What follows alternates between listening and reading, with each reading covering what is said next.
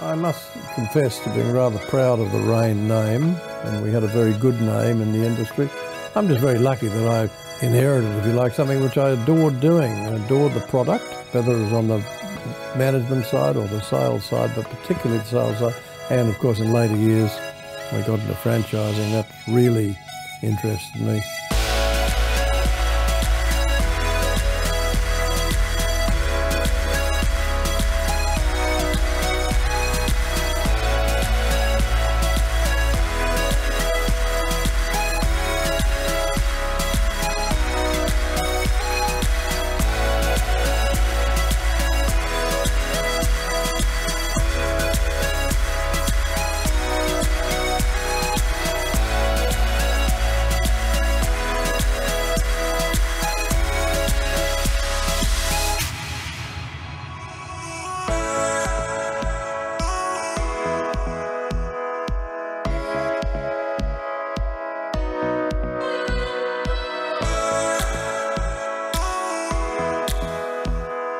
Well, it let a lot more people own their own businesses. I think that's the big thing. It lets people own their own business. And it's good or bad or indifferent, depending on those chiefs.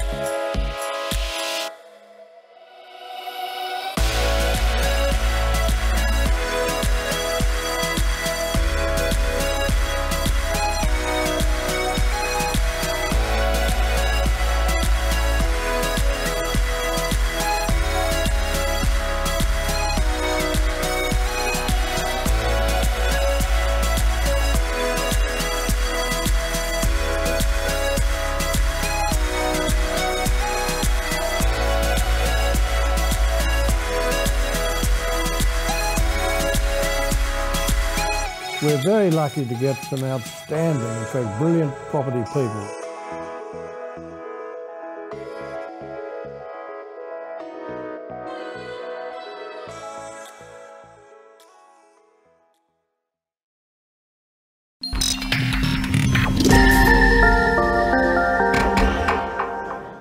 Hello once again and welcome. We are in New York and the news is that it's snowing. This is day 2 of Inman Connect from New York, and we've got our team out ready, scouring. Kylie Davis will be talking to us during the day about some of the interesting people she's met. Kieran Clair will also be with us, Sherrie Storor as well. Yep, the team is out and going, and we've got a huge number of people to talk to as the day rolls out today. I'm going to take about a 5-minute break, get some photographs in the snow, because that is what it is all about. So welcome to the show, and thanks to our sponsors, of course, to Beepo Outsourcing, to Raine and Horne, Coicio, and of course Rockend, who without their support we simply wouldn't be here. Thanks also to our great team who've been working diligently over the night to get everything produced and get it to you. Hope you're enjoying the shows. There'll be 3 in all. This is day 2. We'll be back in a moment with our first takeout from the day. The real estate business is tough, and rising costs are making it harder to thrive. Did you know you can save up to 70% on your staff costs by outsourcing the low-value, repeatable tasks, so your team can focus on growing your business? Beepo is an outsourcing provider focused on the real estate industry.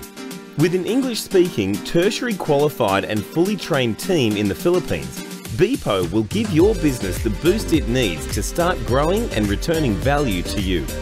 We can look after all of your low-value, repetitive administration work from our fully secure office. We provide comprehensive real estate-focused training and accreditation.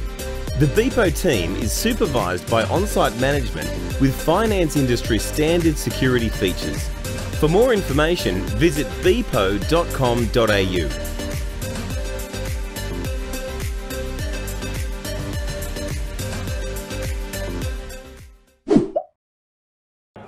Hi, I'm here with Kevin Hawkins, who is president of Wave Group, one of the big identifiers of tech trends in both the US and globally.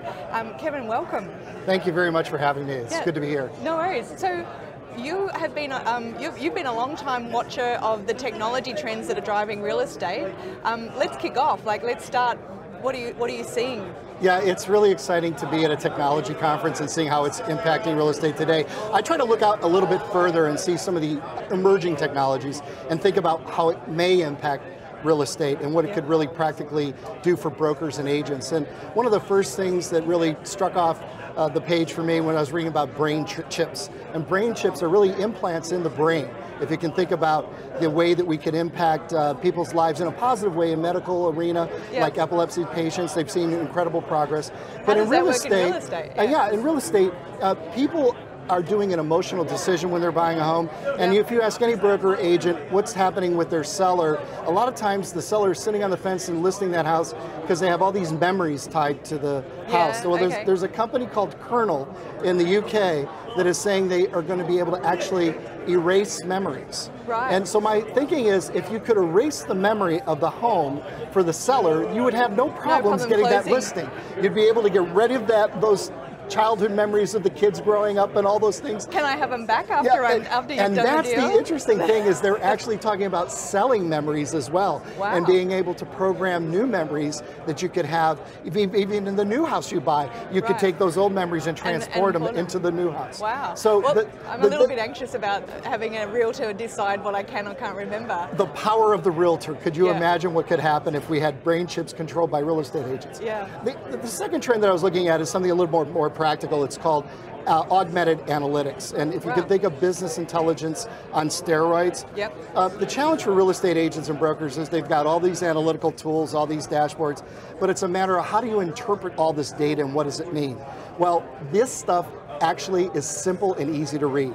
It actually puts it into plain language. It takes all that data that we have, rolls it up, and tells us thing that is really could change how we do business with the customer. I'll give you a quick example.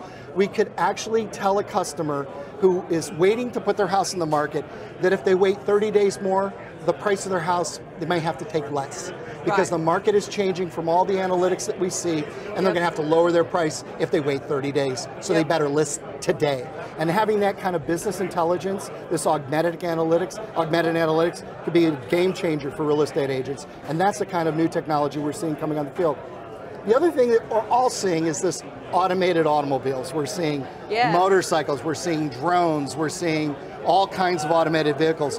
And the idea that Uber and Lyft is going to pick this up from our house and take us somewhere is already impacting the way we're building homes. And I think we really got to question, are there going to be garages? Are we going to see disappearing from the MLS even the idea that we're going to list the number of garages, and what are garages going to be in the future? Or could you like subdivide, or like do you actually pull them out as ownership? Can you kind of resell them? Exactly. If somebody else actually needs your garage, could you take that as a separate parcel and list that for sale? And what does that do for housing affordability? And what does it do for value? So there's a lot of things that can happen if you take the autonomous automobile and think about how does that impact real estate. The other piece of autonomous that I wrote about with the Florida realtors about a year ago is the idea of drone in the box.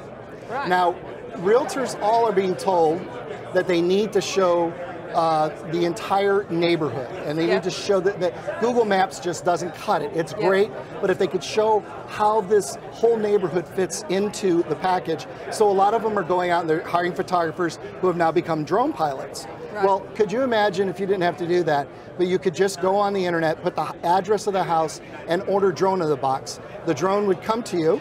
Yep. You would literally unbox it. Yep. You would download the app from the QR code, scan it. It would have the address pre-programmed in. It already has the pre-programmed flight. Right. You literally hit the button, the drone flies, takes all the footage of the house. It's kind of like a homing pigeon. It's like a homing pigeon. It flies around the house, it takes the footage, it comes back, and there are actually companies in Israel that have been inventing this type of technology. They found out that it was actually better for them to turn their company around from real estate and go to both the military applications and also warehouses to do inspections and change the drone in the box in that direction. But I'm sure there's a company out there that's going to see the value with 1.3, 1.4 million real estate agents and all the listings we have to say there could be quite a pretty penny to be made in drone of the box technology, especially since these things are becoming about this big with incredible 4K cameras that can be flown indoors and not bump into anybody. So that's really what the new technology is doing. The other thing that I think is really interesting is this idea of digital ethics and how that's really coming into play, and digital privacy. Yep. Everybody got freaked out when Facebook went crazy, and, they did. And everybody was afraid in the real estate industry that people were no longer becoming a Facebook participant. They were all getting off of Facebook.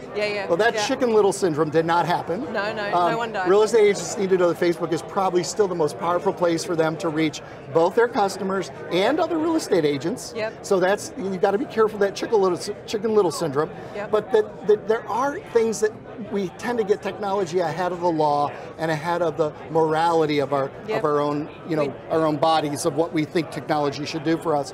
So things like, cars that are supposed to get out of an accident and it steers towards one place to kill somebody versus another. Those are really hard decisions. Do you hurt the pedestrian, or do you go with the driver? And then do you hit a car that's got 8 people in it, or one that has 2, and then you find out, oh, I hit the one with 2, but they were carrying an organ that was going to save the life of a surgeon, and the one with 8 people were all criminals that had gotten out of a jail. It's like, how do you make that decision? A human being could see that they were wearing jail clothes, and the other one could see the sign that said organ donor vehicle. And that's the kind of things that we're rolling in. But I think really what is really important about is that real estate agents need to understand the privacy that their own customers expect, and get more in tune about how to make it easier to understand. Google's even putting pictures and drawings on their terms of service to make people understand how easy this is and how they're trying to become more and more transparent. Even though I always say that Google does know more than your spouse and the NSA. I mean, there's really a quid pro quo in there about how much you got to tell people you're using and how you're using, because in California, in 2020 comes a new law that's going to put a lot of onus on people to be very careful about how, in the real estate business, we're using consumer information. Because that's like a quarter of the market in the United States, practically, of where people are doing business. And if California says this is the new privacy law, just like we had with GDPR in Europe, the General Data Protection Act, we've got to be the same kind of caution we're going to have. California's going to force us to do. Well, they influence back home in Australia too. Like what happens in California often kind of filters back to. And isn't that true? Even in the real estate market, I think there's a lot of synergy for that, and I think people are going to look to California across the United States, and as you say, in other countries, and in Ireland and Australia, and go, well, hey, look, they're doing it there. How do we model ours? Because I think people are going to say, we want that kind of protection too. And fortunately, by then, hopefully, technology will progress to figure out how to make it more seamless so that the real estate broker and agents out there with the individual websites won't have to worry about it as much, and there will be solutions by the vendor providers to be able to protect them, but they've got to be aware of it and they got to know the responsibility. 2 more things that I just want to touch on. One is really cool, which is so much fun.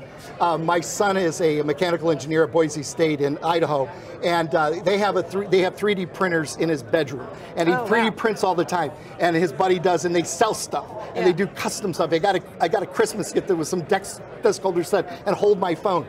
At South Dakota School of Mines, they have a laser 3D printer that's metal, that creates metal 3D printing. It costs $1 million. There's only like 10 in the United States. There was in a whole room that takes up to these things. But they have 3D printers that print food. They have 3D printers that print just about everything.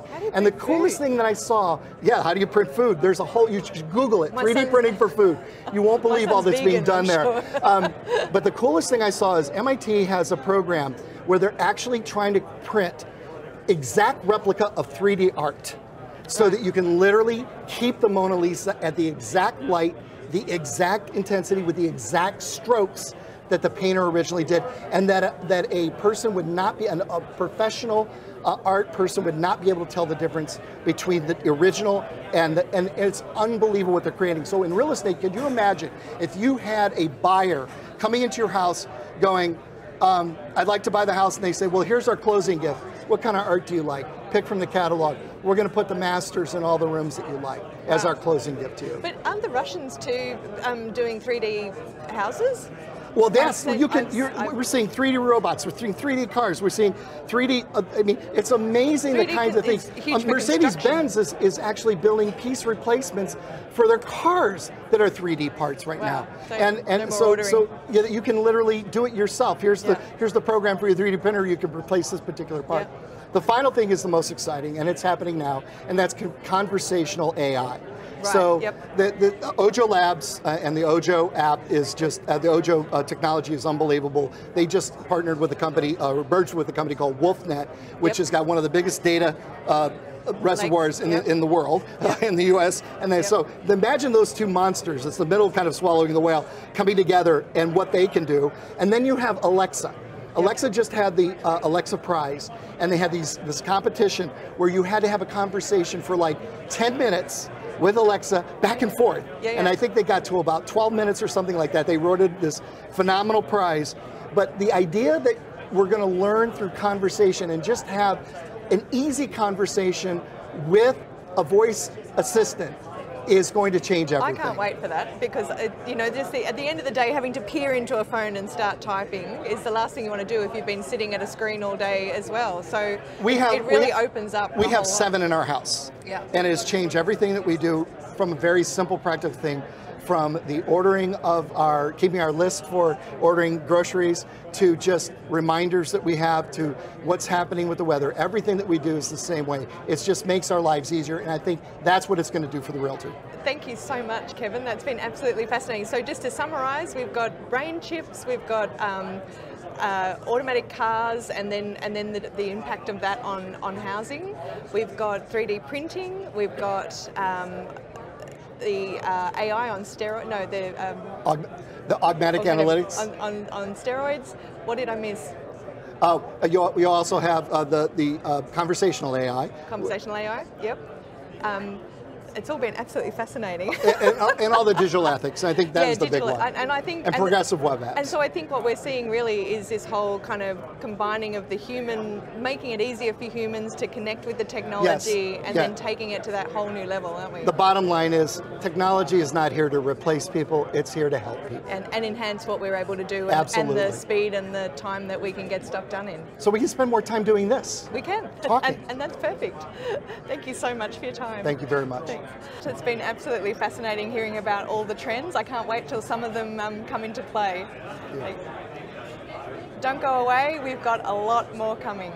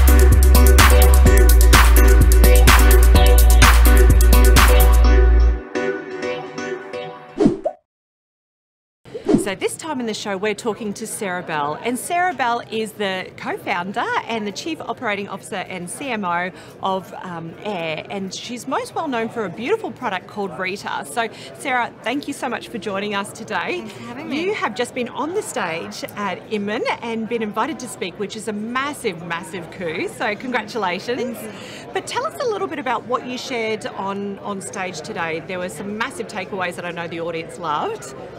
So the panel was about how AI is changing real estate for consumers, and you know, it kind of begged this debate about whether robots will replace real estate agents, especially when we're talking about the customer interface. And I kind of have the view that the real estate agent will remain central and very important in the transaction. And I think one of the points that we talked about yesterday was, this thinking that a job has to be done by either a robot or a human. It's kind of flawed thinking about this technology because, as human beings, we already work in teams. We work in teams with creative people, with people who are great at, financial intelligence or business intelligence, and machine intelligence, I think, will become just an essential member of the team.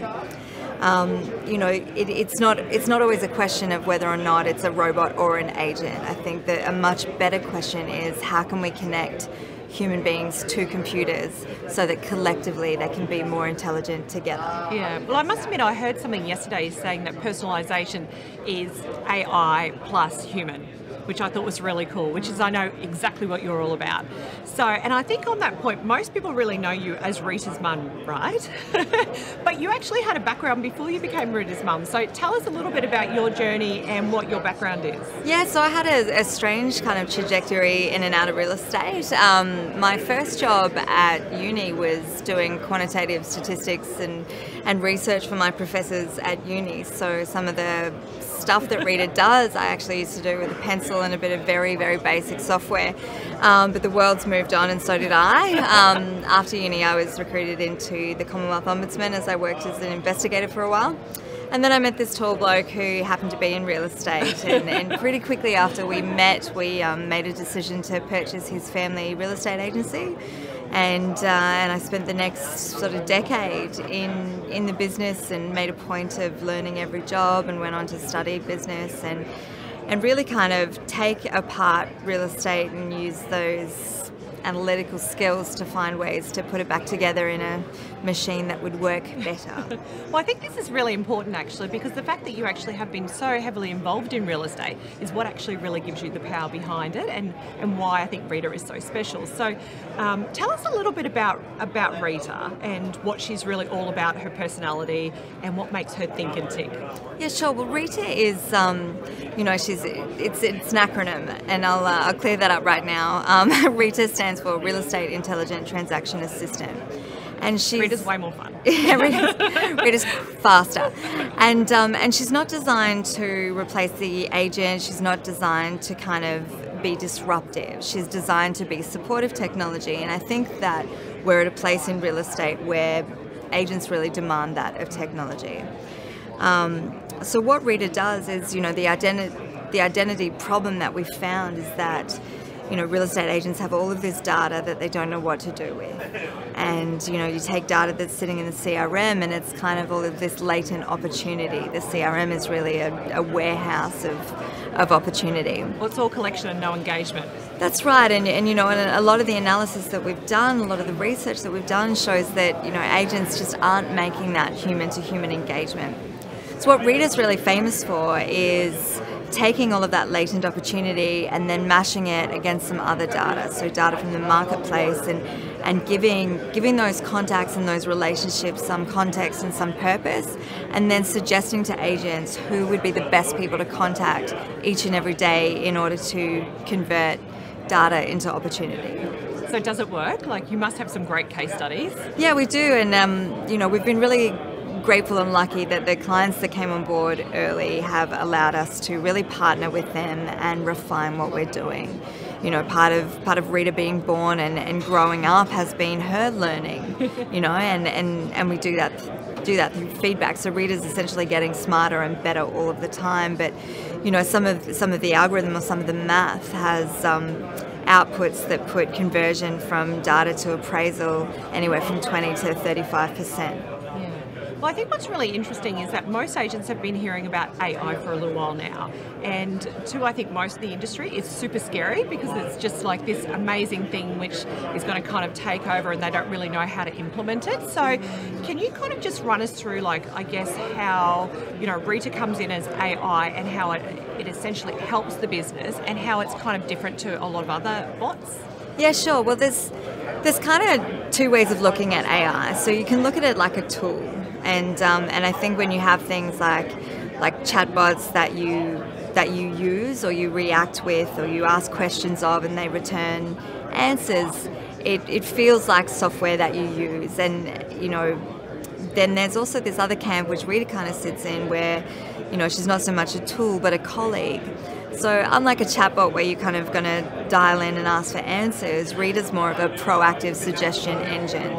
So we've created her and engineered her to feel like the dream assistant. Dream assistant. The dream assistant, and it's there funny. There is such a thing, you know. It comes in technology. It comes in technology form because you don't have to manage her. There's no burden to actually having that staff. There's no emotional overhead. There's no, you know, it's certainly the cost overhead is, you know, is much lower, and she's infinitely scalable. If you get really busy, you don't need to read it. She can just, you know, expand and amplify what she does.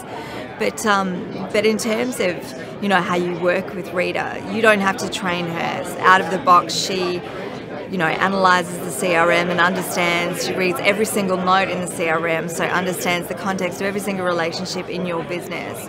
That's a pretty sexy notion, really, isn't it? Right, so straight out of the box, you're going to have this fully cognizant, fully trained employee that you don't really have to spend any time getting up to speed. You know, and then the next thing that's really cool about that, the way I explain this to people is, remember back in the day, and I don't want to give away my age too much, but back in the day when super young, babe. when the CRM was, you know, a list of cards in a Rolodex, and that system in its simplicity kind of worked because you just pulled out the first 20 cards, made 20 phone calls, put them at the back, and as that cycled through, you'd sort of talk to everyone. But then what happened with software is that we took that visibility away, and we had to then manually search and create call lists and do that data search and planning. We had more. Yeah, and we had much more. So we did that data search and planning ourselves. But I try and explain Rita in her most simple way as this magical assistant that comes in every night, reads every single card in the Rolodex, looks through everything that's happened in your marketplace, and picks the best people for you to call, and then leaves them for you to call in exactly the best order. So she might suggest 20 opportunities for you to connect with, and if you've only got 4, if you call the first 4, they're going to be the best 4. If you've only got time to call 4. So the whole thing's prioritized, and the whole thing's prioritized and optimized, and understanding that agents have this resourcing challenge where they need to, you know, meet fluctuating demand in the marketplace, and it's very difficult for a human being when you're the supply, when you're the product. Yeah. So she's really capable of adapting and understanding how agents work, and she's not, you know, she's supportive. She's not demanding. She doesn't kind of punish agents for being human. And I guess that's where the heart-to-heart connection sort of comes in, the fact that you still pick up the phone, but you're actually just really making sure that you've got this super hyper kind of time efficient kind of what would you say, you know, ability to be able to contact the best leads. Absolutely, and I think it's also about identifying a purpose for a phone call. So if you take like a traditional trail, if you like, through the CMA, there's no natural anthropological conversation that happens on day 18, right? And again on day 24. That's awkward, you know, to call someone and say, well, it's day 18 and my computer says I should call you. Yeah, it's very artificial. Yeah, so Rita's also, you know, as well as suggesting who you should call with, she's suggesting reasons that you might connect with them. So an example of that is she might notice that 15 Smith Street's come on the market, and if as an agent you know the property owners of number 8 and number 12, she's going to suggest that you get in contact with your property owners to let them know about the new event that's happened in their street. It's a brand messaging about being a market expert. It's a very current position for a real estate agent to take. And, you know, the context of the conversation that you have with property owners should change and should be hyper relevant based on what's happening in their direct location. So she's really trying to support the agent to be that local expert without them having to constantly monitor and constantly do all that mental labor to be in that position and defend it. Well, I absolutely love that you explained that, because I think for a lot of people it's kind of, we all know that AI is absolutely spectacular and it's all going to change our lives, but we don't know how. So thank you so much for going through that. Look, we don't have a lot of time, but I just wanted to run through some quick rapid fire questions. So tell me, Sarah, structure or chaos? You got to have both. You got to have both. You've got too much structure, things are rigid and you can't innovate. But if you have too much chaos, you know, no one knows what's happening and there's no normal. Your favourite time-wasting app? I would say Facebook, but I would debate whether or not that's time-facing. Apple or Windows? Apple. Apple, love it. Tech gadget that totally changed your world. The iPhone. We're heading in a direction where the smartphone's going to have more computing power than the human race. It's not going to change. And what was the tech gadget that did it? iWatch. iWatch, yeah, okay. It's, very cool. Well, over-notified. For Sarah, one of the things that I absolutely love about what it is that you're doing is that you come from such a strong real estate background, because I think a lot of people who are sort of transitioning into this industry don't really have that kind of grassroots kind of level knowledge of, you know, what it actually takes to kind of, and be in the practice of, hey, listen, I've got to do this and I've also got to do these 10 other things today. And I think that's so absolutely powerful. So why don't you tell us a bit about your journey when you actually started, I guess, how you came to be about AIR. Sure. Look, AIR's kind of a full circle journey for me. So I started, my first job was doing, quantitative statistical analysis for my professors, and I went on to be an investigator at the Commonwealth Ombudsman. Met a real estate agent, got married, had a bunch of kids, kind of got abducted into the industry when we, took on the family business. And so for me, it became, a research enterprise. I can't really work any other way. Yeah. And so the decade that I spent in real estate was really interesting. I worked every single job. I sold, I managed, I was a property manager. I even spent a pregnancy sitting on front desk because I really wanted to understand the challenge of that triage of demand and how that came into the agency and what happened after that. Yeah, I absolutely did. I love that. I don't think it's appropriate for a leader to expect anyone else to do something they wouldn't do or that they don't understand. And it was very important for me to get to the granular detail of every single role. Yeah. And that's been incredibly helpful in helping to engineer not only how readers designed to work with the people in a real estate business, because I kind of understand what they're up against. Yes. I've seen it, I've felt it, and one of the things we don't talk about in real estate is this resourcing issue. You have human beings have a fixed supply of their time. You can only work 8 hours a day. You can work 10 hours a day, you can work 15 hours a day, but probably not for long. What you can expect is to reasonably work a capped limit of time. And you our can mentality is really changing about that too, I think, because for a very long time people have always sort of wanted to kind of work 24/7, whereas now I think people's mentality is changing where they actually want to have some time outside of work in addition to in work. So what it is that you're talking about is super powerful. Exactly. We've been talking about working smarter for so long, and that's been fine, but there's been no how to do that.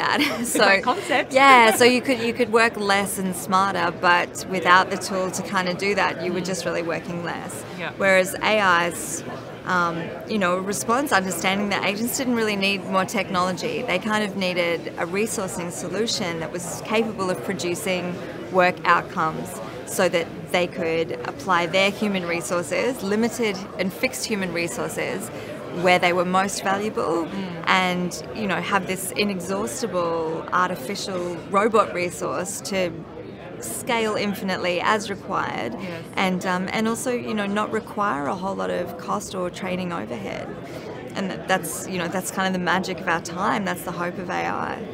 So tell us a little bit about Rita, because I think a lot of people know that she's around, but there's still this magic and this kind of curtain where they don't really know how Rita works and what she really essentially does. So. Yeah, one of the panelists from Inman yesterday said that AI should feel indistinguishable from magic, and I thought that was a great takeaway because a lot of the how she does things, people want to understand it in granular detail, but I think if you can understand it simply as like a colleague that works with you and like the ideal assistant that's going to suggest things for you to do in a way that's optimized and prioritized so you can really focus your time, is kind of the best way to understand it.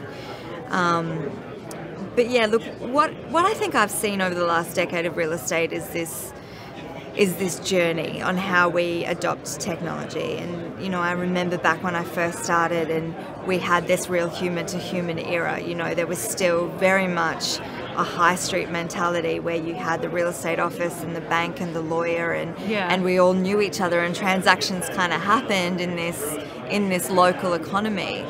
And then sort of globalization happened and we went digital, and the promise of digital was that you could scale. And so we got into this trap with technology of using it to broadcast. And, you know, it was great. We could talk to more people. We could do more things.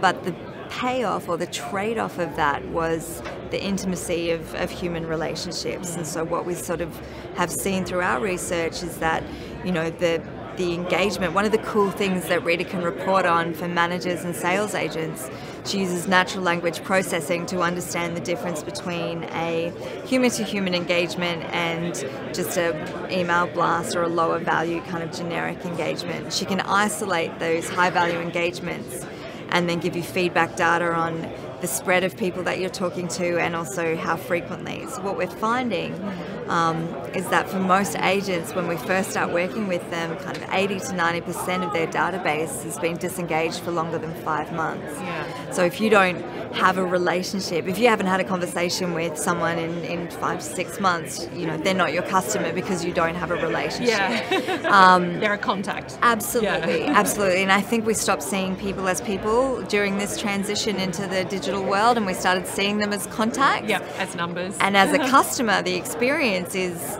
you know, feeling like just a number. Correct. Right? We got the flashy marketing and all that stuff going on, but kind of lost the care factor. Yeah. And that's what people want today. They want that on steroids. And it's you know, it's the only way to cut through the noise. So what AI is able to do is allow to, you know, keep a return on that promise of scale, but offer you hyper-personalization. So all of the, you know, processing that you need to do to work out who to call and what to say, that's great work for a robot, because they can put all those Lego bricks together between the relationship data, the contact frequency, the geography, what's happening in the marketplace, and mash that all together so that each and every day you know exactly what to do with the limited time that you have, and you know, and really kind of make good on that personalization focus. Yeah. Well, I think this is a really interesting point, because I think most of the industry probably thinks AI is taking jobs away from the industry, not actually adding to the whole experience. And I think we've kind of like, you know, really 10 years ago, we were the gatekeepers of information. So that was why, you know, people came to us to sell their properties, because they needed us to really inform them about what their price was going to be. And now, I mean, that information is readily available to them. So it now needs to be about the experience of actually what the journey is going to be like for their transaction. And to them, it's not a transaction. It's an emotional and spiritual ride. Exactly. You know, and in terms of like being the gatekeepers of information, I agree. I think that horse bolted a long time ago. The internet democratized knowledge. It's done it in the medical field. It's done it in the legal field. And kind of what the internet is now is almost this content wasteland of just so much information. It's why Google exists, to organize and deliver information. So it begs the question, what is the human skill that's valuable in all of that? And I think when you have so much content, there's a real human skill in interpreting, making meaning, drawing sense from that, and then delivering that in a hyper-personal way that's hyper-relevant.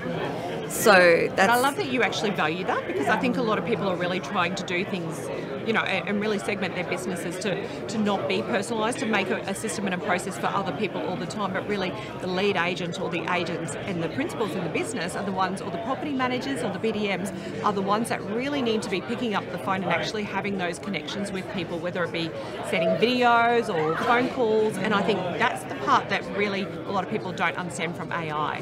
Yeah, look, my kind of postgrad study's been in strategic planning, and it's interesting when you go back to kind of the classic statement of business strategies from a, you know, Harvard professor called Porter, and there's 3 main business strategies, generic business strategies that work in any situation, and you kind of make a decision about which one you're going to follow. So the first one's cost leadership, which is, you know, obviously the strategy that the discounters are following. Are you going to do things at a higher volume, at a lower level of personalization, at a higher level of self-service, and be cheaper? Yeah. You know, so there's a limited kind of race at the bottom. There's kind of a limited sort of shelf life for the industry if we all decide to go that way.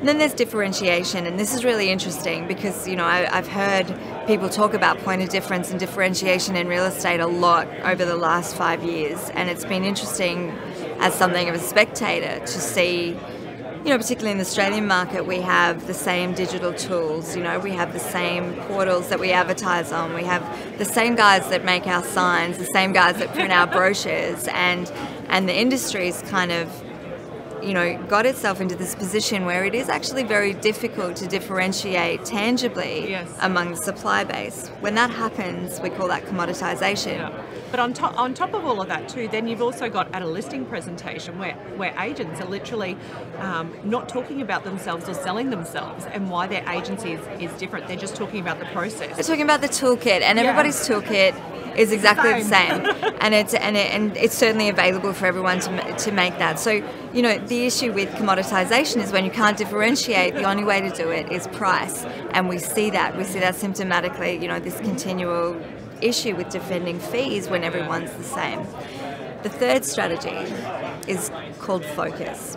And the focus strategy is when you put a lot of energy into creating a hyper-relevant, hyper-personal customer experience that people are prepared to pay for.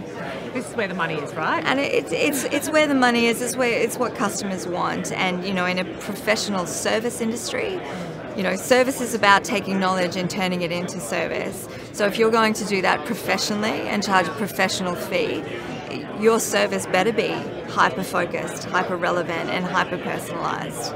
Well, I think that's exactly the right point, and I think that's what's so beautiful about your business, and it's really nice to have that message out there. So, Sarah, thank you so much for joining us today. Thank you.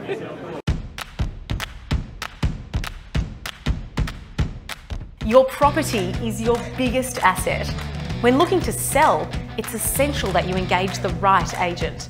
An agent that understands people's needs and offers targeted marketing support designed to attract all buyers, so you can be confident in achieving the best possible price. And when you're a landlord looking for the ideal tenants for your rental property, you want the same proven marketing techniques to attract quality interest. Our agents know that people are spending more time online, including searching for property, making social media and online sites the most prominent showroom we have to promote your property. That's why Raine and Horne offers exclusive access to Amplify, an advanced digital advertising tool. It all begins with an understanding of your property's unique selling points, which we use to create your custom digital campaign. Amplify will create 48 unique ads highlighting the different features of your property and put them directly in front of targeted buyers on social media platforms and selected websites. Every ad directly targets potential buyers or tenants whose interests and online behaviours specifically match your property. Amplify enables you to monitor the success of your campaign from the comfort of your lounge. The easy-to-use online dashboard updates hourly, providing you with detailed insights into the performance of your campaign, including how potential buyers are reacting. The advanced technology of Amplify, plus the experience and knowledge of your local Raine and Horne agent, ensures the very best in real estate marketing, putting your property in front of the right people and ahead of the competition. Attract more buyers, get more exposure for your property, and get better results with Amplify, exclusive to Raine and Horne. Contact your local agent today or visit rh.com.au. There are personalities at this conference, and then there is Courtney Poulos. I got it right eventually. Hey, Courtney. Courtney is the owner and broker at Acme Real Estate, and she's here to talk about how you stand out in the crowd. If there was ever anyone I was going to ask, it was going to be you, Courtney. Thanks for joining us. Hi, thank you. Thank you for having me. You've intrigued me early on because I want to know what Acme Real. How'd you come up with the name Acme Real Estate? Well, I'm glad you asked, because a lot of people think it has something to do with the cartoon, but it actually doesn't. So a few years ago, when I was still at a big box brokerage, I wanted to put the logo of my client's renovation resale brand on my signs, and my broker wouldn't let me. And because I'm a little bit rebellious, just in spirit, I said, okay, fine, then I'm going to do it myself. And what I didn't realize I was doing at the time was I was creating a renovation resale brand. We wanted to create a brand where we could put our clients' logo, branding in front of the brokerage logo and branding. And that's what we did. And that's why it's called Acme. It's the generic brand, the anti-brand. It's certainly very recognisable. It is. So you've done well there.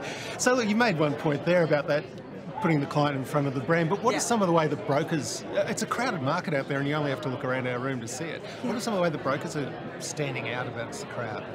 Well, I think that real estate agents have a lot of different talents. Like mine is karaoke. No, I'm just kidding. I do feel like you have to get involved first and also find out the way that best speaks to your market. So for me, my clients are my peers. They tend to be my peers.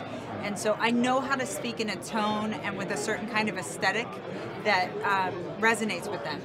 And I have honed that into an entire like a way of representing our properties where we've created a buyer for the product we're selling very specifically and strategically over the course of almost a decade.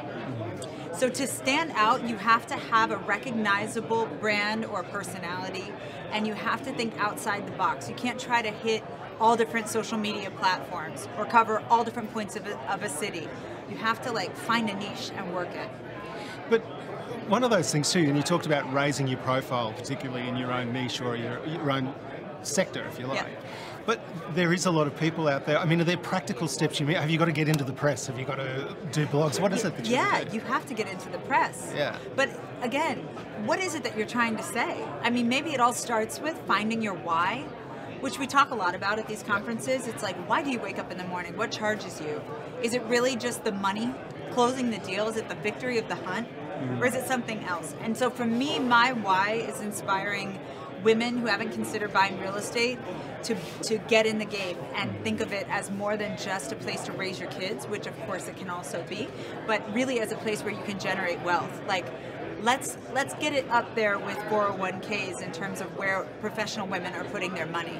So that's my why. I'm like, come on, women, let's get investing in real estate earlier. There's no way I would have been able to save a down payment for my first home in this market that we're in right now. I put $6,000 down on my first property. Like, that was a lot of money to me at the time. But if I hadn't gotten in the game then, I never would be able to own the house that I own now. And that was only like 14 years ago. Yeah. And we're going to get onto that because I love that you've got a mission statement about helping women through both business and real estate. Yeah. And I forgot to mention you're also an author, and we're going to touch on that in just a second too. But also with brokers, what are the important things that maybe their customers are looking for in a broker? I mean, it's great to have a profile, but you've got to deliver as well. Yeah, you do. And for customers, what are they going to be seeking out, particularly in this really crowded environment? So this is what I'm saying. If you know your customer really well, if you spend enough time and energy like really understanding who is looking at your site, who's responding to what you are presenting, and you understand what moves them very well, you can distinguish yourself with that profile. I'll give you an example. Some companies really say, like, we are big on tech. Like, we advertise globally. Now, for a local real estate market, maybe Topeka, Kansas, the fact that somebody would advertise something in Seoul doesn't matter.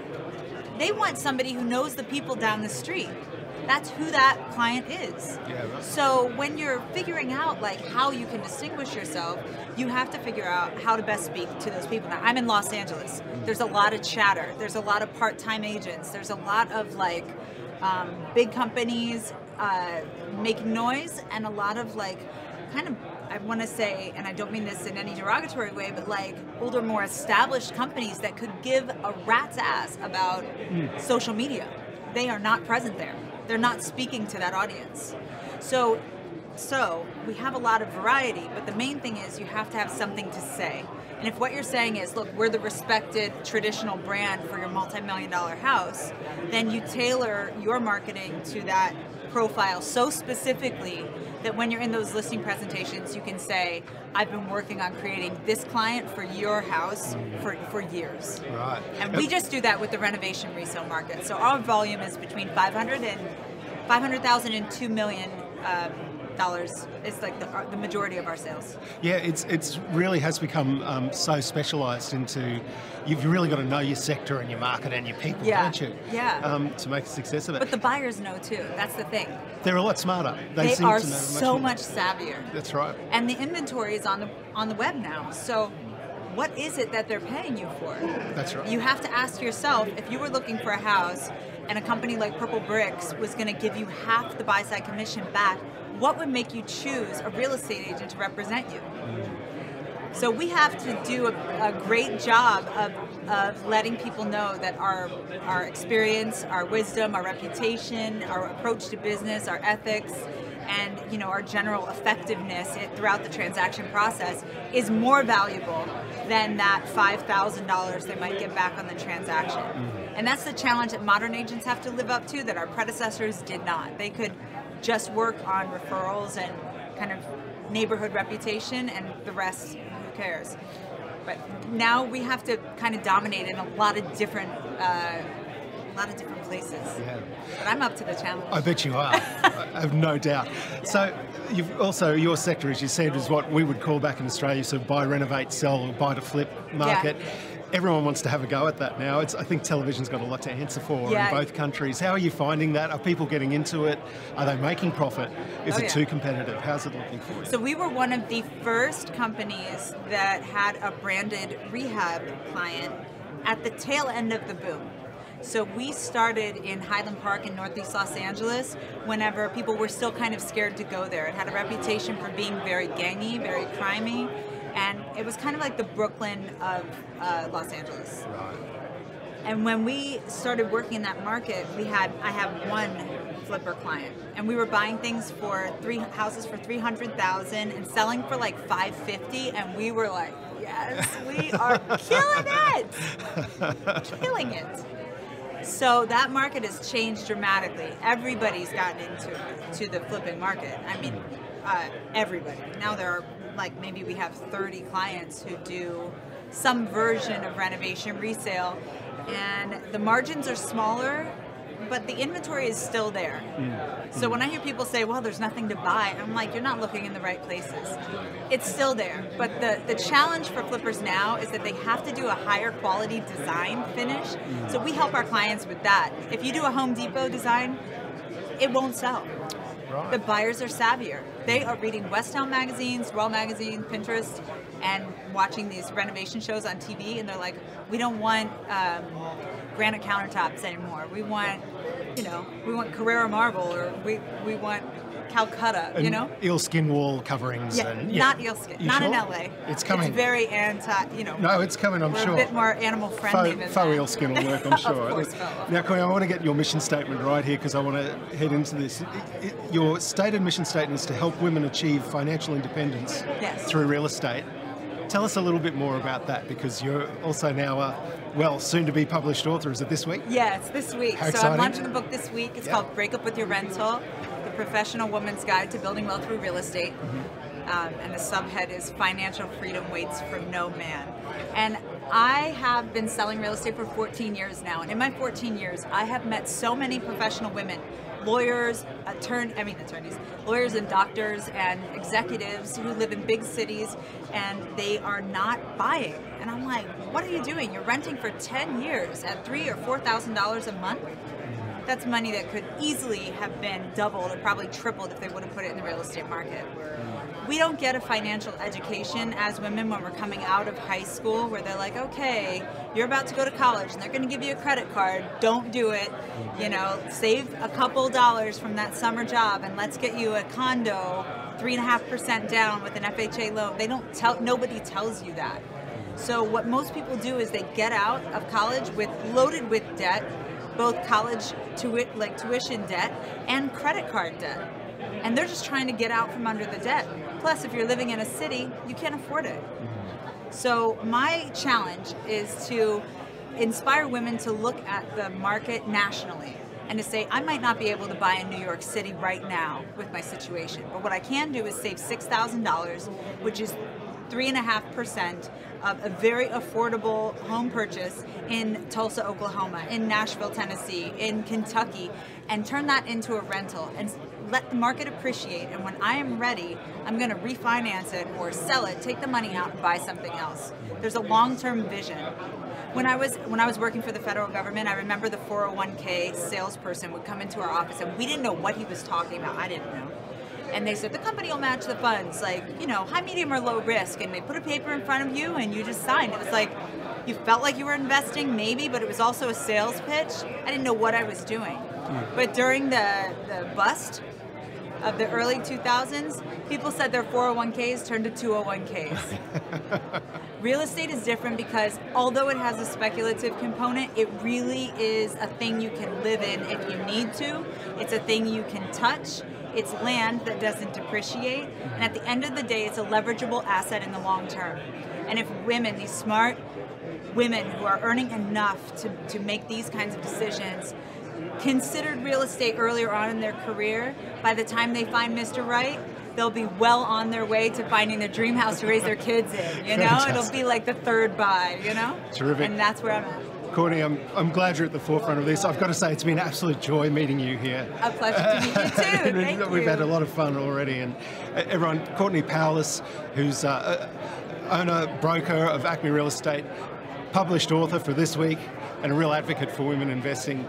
Being a fantastic chat. Thank you very much. Oh, and tell your people to follow me at BreakUpWithYourRental on Instagram. There you go. You heard it straight from her. Stick around. We're at Inman, and there'll be more.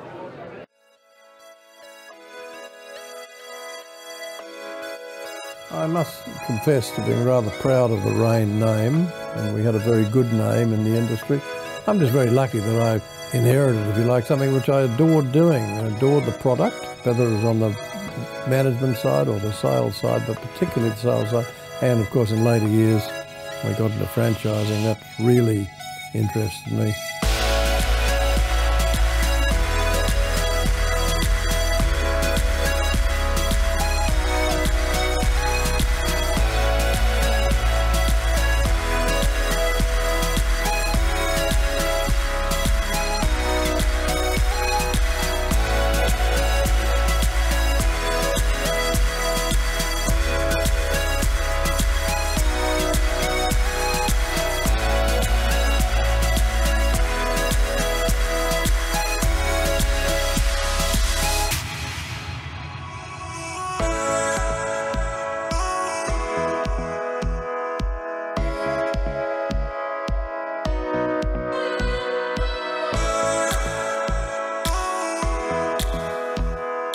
Well, it let a lot more people own their own businesses. I think that's a big thing. It lets people own their own business. And it's good or bad or indifferent, depending on those chiefs.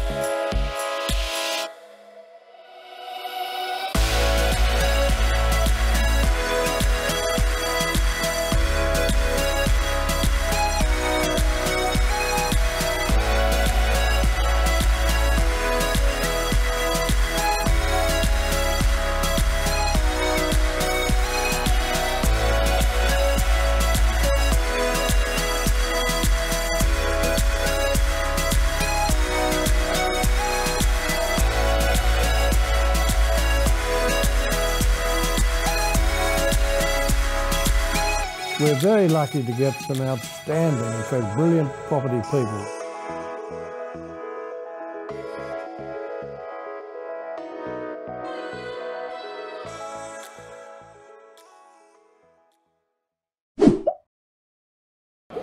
Angus Raine is the executive chairman of the Raine and Horne Group and has been in real estate for over 30 years. He's also recognised in Australia as one of the go-to people if the media want to know about what's happening in property. And we're proud to say that not only has he joined us and supporting us in our broadcast from the Inman Connect conference in New York, but he's here with me right now. Angus, welcome to the show. Thanks, Kevin. Thank you for joining us. Thanks for your support too.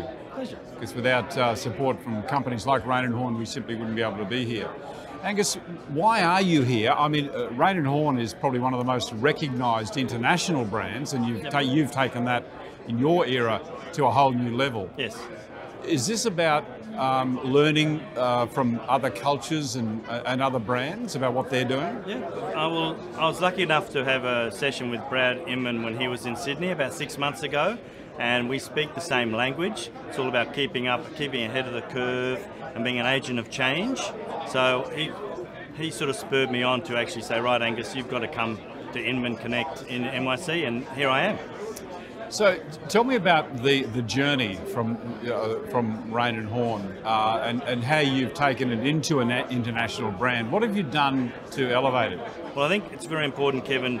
Firstly, if you want to go international as a brand, you have to have a recognised super brand in your country of origin. For us, it's Australia, and we are a recognised household name and a recognised super brand in Australia.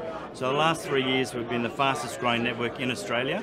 So you have to have all your ducks in a row in your country of origin first before you look overseas. I think a lot of companies make the mistake of thinking this is going to sort of save your growth proposition by looking overseas, but you can stretch your resources too thin. So what we did, we're very happy with the Australian operation, and that's when we looked overseas. We've got a general manager of international.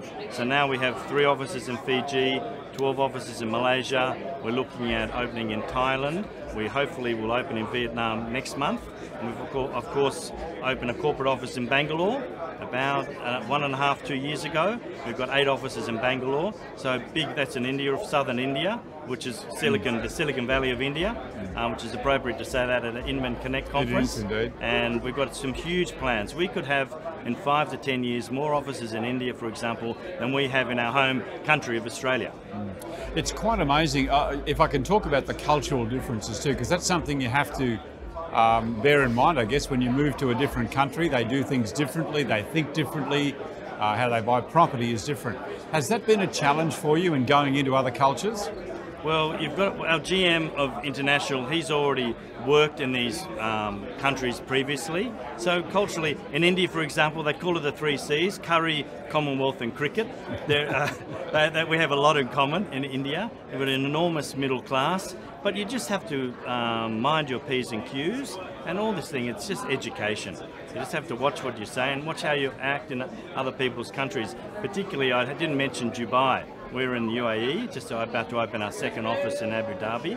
That's a place where you really have to just know about that culture in particular. And it's not a big deal, you just have to be conscious of it and adapt to it. Does America offer great opportunities for you? Certainly, it's probably not on our strategic plan at this stage. Our strategic plan is we change it every 2 to 3 years. It used to be 5 to 10. The industry is changing so quickly, it's now 2 to 3. It's not really on our plans, but you never know. You never know. If an opportunity pops up, the good thing about our company is we can react very quickly to it. And I don't think there's a few companies that can react as quickly as we can and adjust to market changes and adjust to opportunities. So why is that? Is that because it's a family-owned company? 100%. We've owned it for 136 years. And you only have to go to one guy who either says yes or no, and that's me. Most of the time it's yes, but occasionally I tell my executive team and my officers, 4,500 people in our network, occasionally it'll be a no. I know you have a great hands-on relationship with your franchisees. Yes. Tell me about what you look for in a new franchisee, and I know you've just made a big appointment in the Brisbane market, yes, as an example. Yep. So how do you attract big hitters like that to your brand, and what do you look for in a leader? Well, it's funny. I've just been in a session about emotional intelligence. You've got to, when I sit down with people, I can tell if they're Raine and Horne people quite quickly, and you can connect. If you connect with someone, Frank and Craig from now Raine and Horne Brisbane West, they were with another national network previously, and we just clicked. We had a lot in common, and he loved the Raine and Horne culture, and you said it, hands-on. He knows he can pick the phone up at any time, and he'll get a response from me very, very quickly. Yeah, that's a key thing, isn't it? Yeah. I mean, that's what franchisees look for, is that quick response, and it's good to hear that you're actually accommodating that. So, in a leader, what are your franchisees telling you about the challenges now in the market? There's a lot of challenge on commissions, as an example. How are you helping them meet those challenges? So we saw that the market changing about 6 months ago, so we rolled out this Evolve program. Again, we made a decision in about 48 hours to say, right, the market's changing, we've got to be in front of the curve, training our people how to really counter the discounters. I don't think it's as big a problem in Australia as it is here, frankly, from what I've heard from my industry colleagues in America.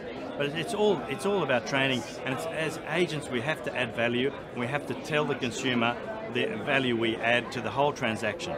I tend to think that in Australia we're probably better at tackling that commission challenge because our commission is already quite low compared to the States, as an example. There can be a lot of erosion here, and I think there's going to be some major adjustments needed in this market. And the Australian model is already being implemented in some areas of America. So in a way, I think our average commission in our networks 1.92%. Yes. So, which is a great, in a way, the good news is it's a barrier to entry for the new players coming in. There's just not enough headroom in the commission space. Angus, can you just give me your one takeaway from today? You've already shared with me, what you're learning about commissions. What will you take back to Australia to tell your people? I think there's a lot of talk in the press in particular about disruptors. I think disruptors is the most abused term in real estate. Most of the people that commentate on it don't actually know the definition of a disruptor. What is your definition? Well, it's someone that's totally changing the industry. A lot of these people are just add-ons to an industry. So I think Inman's all about really having more of a seamless, streamlined transaction. That's easier for the consumer and easier for the agent to transact. Angus, thank you for being with us. Pleasure. Thanks for your support. Look forward to catching up with you I think we're catching up with you again in the next show, so I look forward to talking to you then. Good, thank you. Angus Raine has been my guest. Stay with us, lots more to come from Inman Connect in New York. The real estate business is tough, and rising costs are making it harder to thrive. Did you know you can save up to 70% on your staff costs by outsourcing the low-value, repeatable tasks, so your team can focus on growing your business? Beepo is an outsourcing provider focused on the real estate industry. With an English-speaking, tertiary qualified and fully trained team in the Philippines, Beepo will give your business the boost it needs to start growing and returning value to you. We can look after all of your low-value, repetitive administration work from our fully secure office. We provide comprehensive real estate-focused training and accreditation. The Beepo team is supervised by on-site management with finance industry standard security features. For more information, visit beepo.com.au.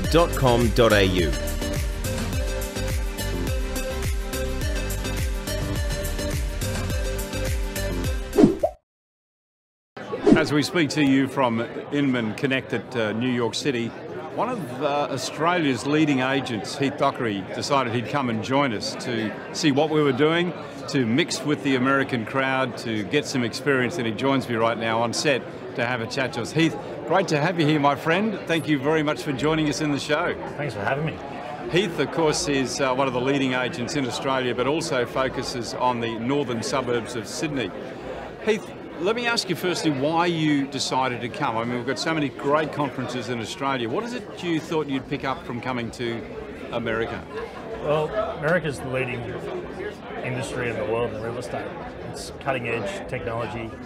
It's always been that step ahead, primarily because of its size and scope. Plus, there's always things I can learn from other people. Yeah. We're learning a lot of lessons here about commissions, and things don't change no matter where you go in the world. There's always a tax, not so much a tax, but challenges on commissions. Commissions in America, of course, are much larger than they are in Australia. Mm-hmm. Do you think that's been an advantage for us, that we've had to work from a lower commission base, and therefore you not so much have smaller teams, but be a lot smarter on the ground? There's two schools of thought when it comes to commission. And like anyone, any consumer just wants to see value for money. Now that value for money will come regardless of who they select based on the decisions that they're going to make.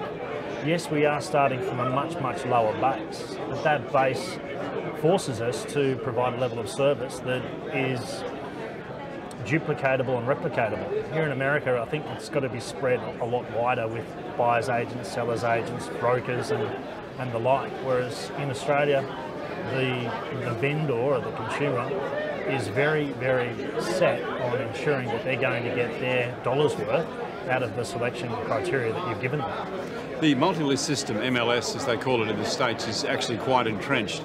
I just question whether that has some legs, given that we talk about challenges on commission.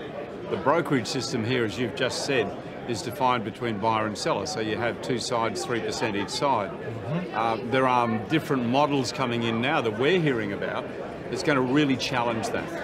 Well, that's one of the reasons why I came here. So there's some big disruptors in real estate in Australia at the moment, and it's being led through social media. It's being led primarily through American real estate.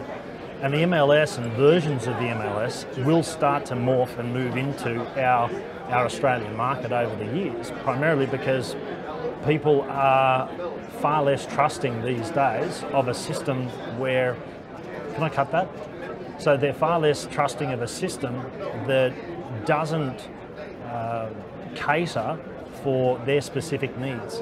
And the belief structure some vendors have is if more people are working on it and more people have got an opportunity to sell their property, more people are going to get them a better result. And that's not always the way. Yeah, you've built a great business. I mean, your business is very robust. You're one of Sydney's leading agents.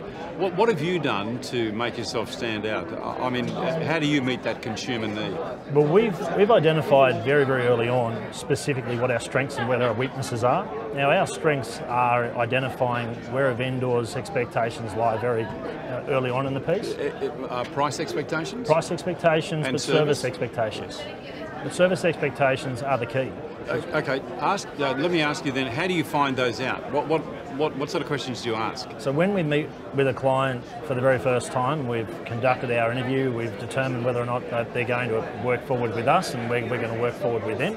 We'll then sit down and have what I would call an expectations meeting, where we have a conversation just like this and we determine what their expectations are, what their limitations are and what their beliefs are around what they should get from us and what we will be delivering back to them. That way we set the foundation of that relationship moving forward and there's no uncertainties and there's no questions being raised after that.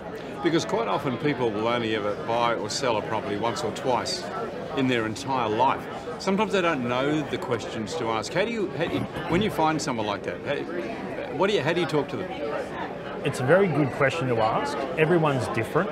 Everyone has a different mindset and a different expectation of what's important to them. And so we've got to delve into that fairly quickly. But we also determine what their buying buying experience was when they first purchased the property, what their expectations were based on that, what they would change around that expectation, around that experience. Then we'll try and determine how that experience this time around is going to work, both from the seller's side of things and the buyer's side of things. But it's not just those two dimensions. What we're now dealing with banks in Australia very, very, very tightly holding their funding and taking much longer to determine whether or not a property is going to match their criteria for valuation. And if the property does go forward to an exchange, it's then determining if the bank's going to stack up the valuation to the number.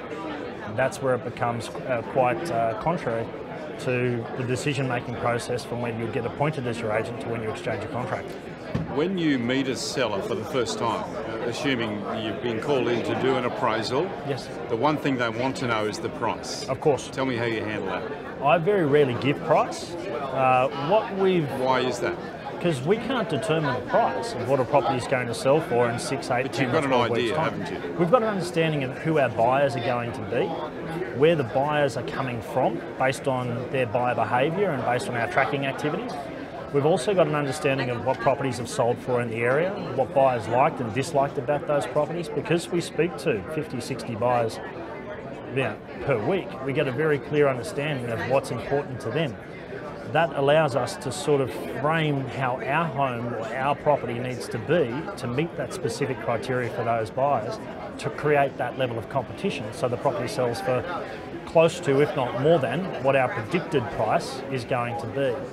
And I say predicted price because we're trying to forecast into the future who's going to be bidding at the auction or how many buyers are going to be remaining on that property after the 4-week campaign has completed itself. Does that make sense? Yeah, it does make sense, but the one thing they want to know is the price. Of course. So I will give them an idea of where we believe the property sits within a 5 to 10% range.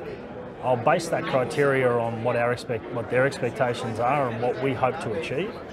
And most of the time, we'll either hit that mark, exceed it, and achieve where we're needing to hit that price point within 60 to 90 days. Yeah, of course, most sellers want more than their house is worth. I mean, not a lot of people will admit that, but it's the truth. Yeah, and it's called pride of ownership. Yeah, exactly, and they've got every right to expect that. Of course.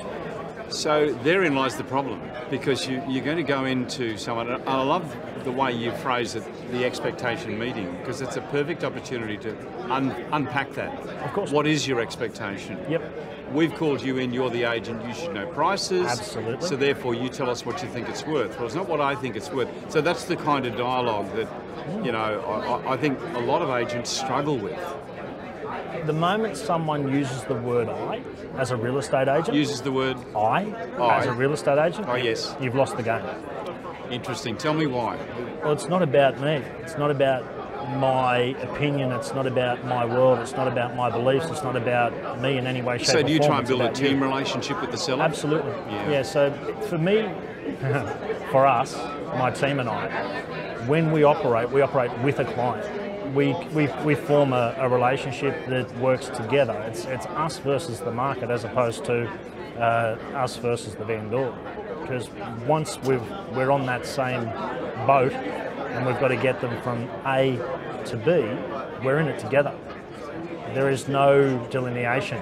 And the vendor likes that because they trust to give us the keys in the first place. And throughout the course of that whole process or that relationship, you're compounding and confirming their initial expectation of, I trust you and I want you to work with me, so let's get this thing done together. Heath, thank you for joining us. Particularly thank you for coming to New York with us. It's been delightful. We've had some wonderful times together, you and I, and more to come, I think. Oh, definitely. More to definitely. come. Yep. Heath is one of the leading agents from Dye Jones in Sydney, and he's been our guest. Stick with us, we've got lots more to come.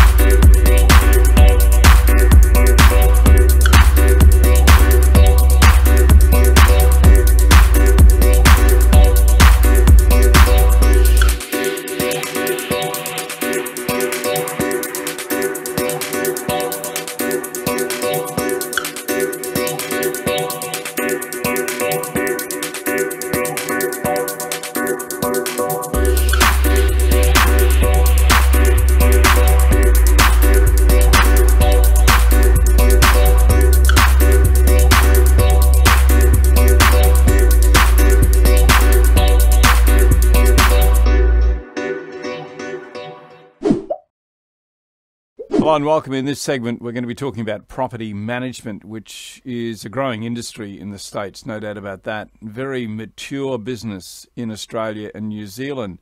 And something we've discovered is that the property management industry is at a bit of a crossroads in a positive way, and we'll tell you why in just a moment. There are significant challenges ahead, according to the results that have been revealed in a report from Rockend, of a survey amongst 1,000 property managers in Australia and New Zealand. With more on this, joining me to talk about it, I'm joined by Rockend's CEO, Alister Maple-Brown. Alister, great to have you in the show. Thanks for your time. Pleasure, Kevin. Good to be with you. Pity you couldn't be with us in the States, but maybe next time. Maybe next time. Maybe next time. Absolutely. Would love to be there. Yeah, been to Inman before and have really enjoyed it in the past. Yeah, no, it's a great event and we're really enjoying it. And thanks too for your support. Along with Beepo. I want to talk about Beepo because I see that as what you're doing with them, outsourcing, as a bit of a solution to this. But firstly, let me take you into some of the, which could be seen as negative, but I think there's a lesson in this, there's a learning in this. I believe that only 1 in 4 property managers say that they'd be willing to promote the industry and believe that it's a good career. What does that, do you think, says about the industry recruiting and training, Alister? Yeah, look, it's an interesting set of results that came out of this survey, Kevin, because while it stipulates that only 1 in 4 prepared to promote the industry outside of the industry, there are also other statistics in there to say 71% of property managers enjoy working in property management. So, they're obviously, majority enjoy it, but yet they also understand the challenges of it. and the issues that exist in the cut and thrust of property management. So they may not necessarily want to then promote it more broadly outside. So, look, recruitment and retention in the property management industry here in ANZ have been a challenge for many, many years, because I think it is a challenging role where you are a broker between two groups of people that at times have very, very different perspectives on what's happening. A tenant wants a wonderful living experience and they want everything to be repaired all the time. A property investor is wanting to make a return on their investment of the property and do it in the most effective way. So the property management manager is always in a very challenging position.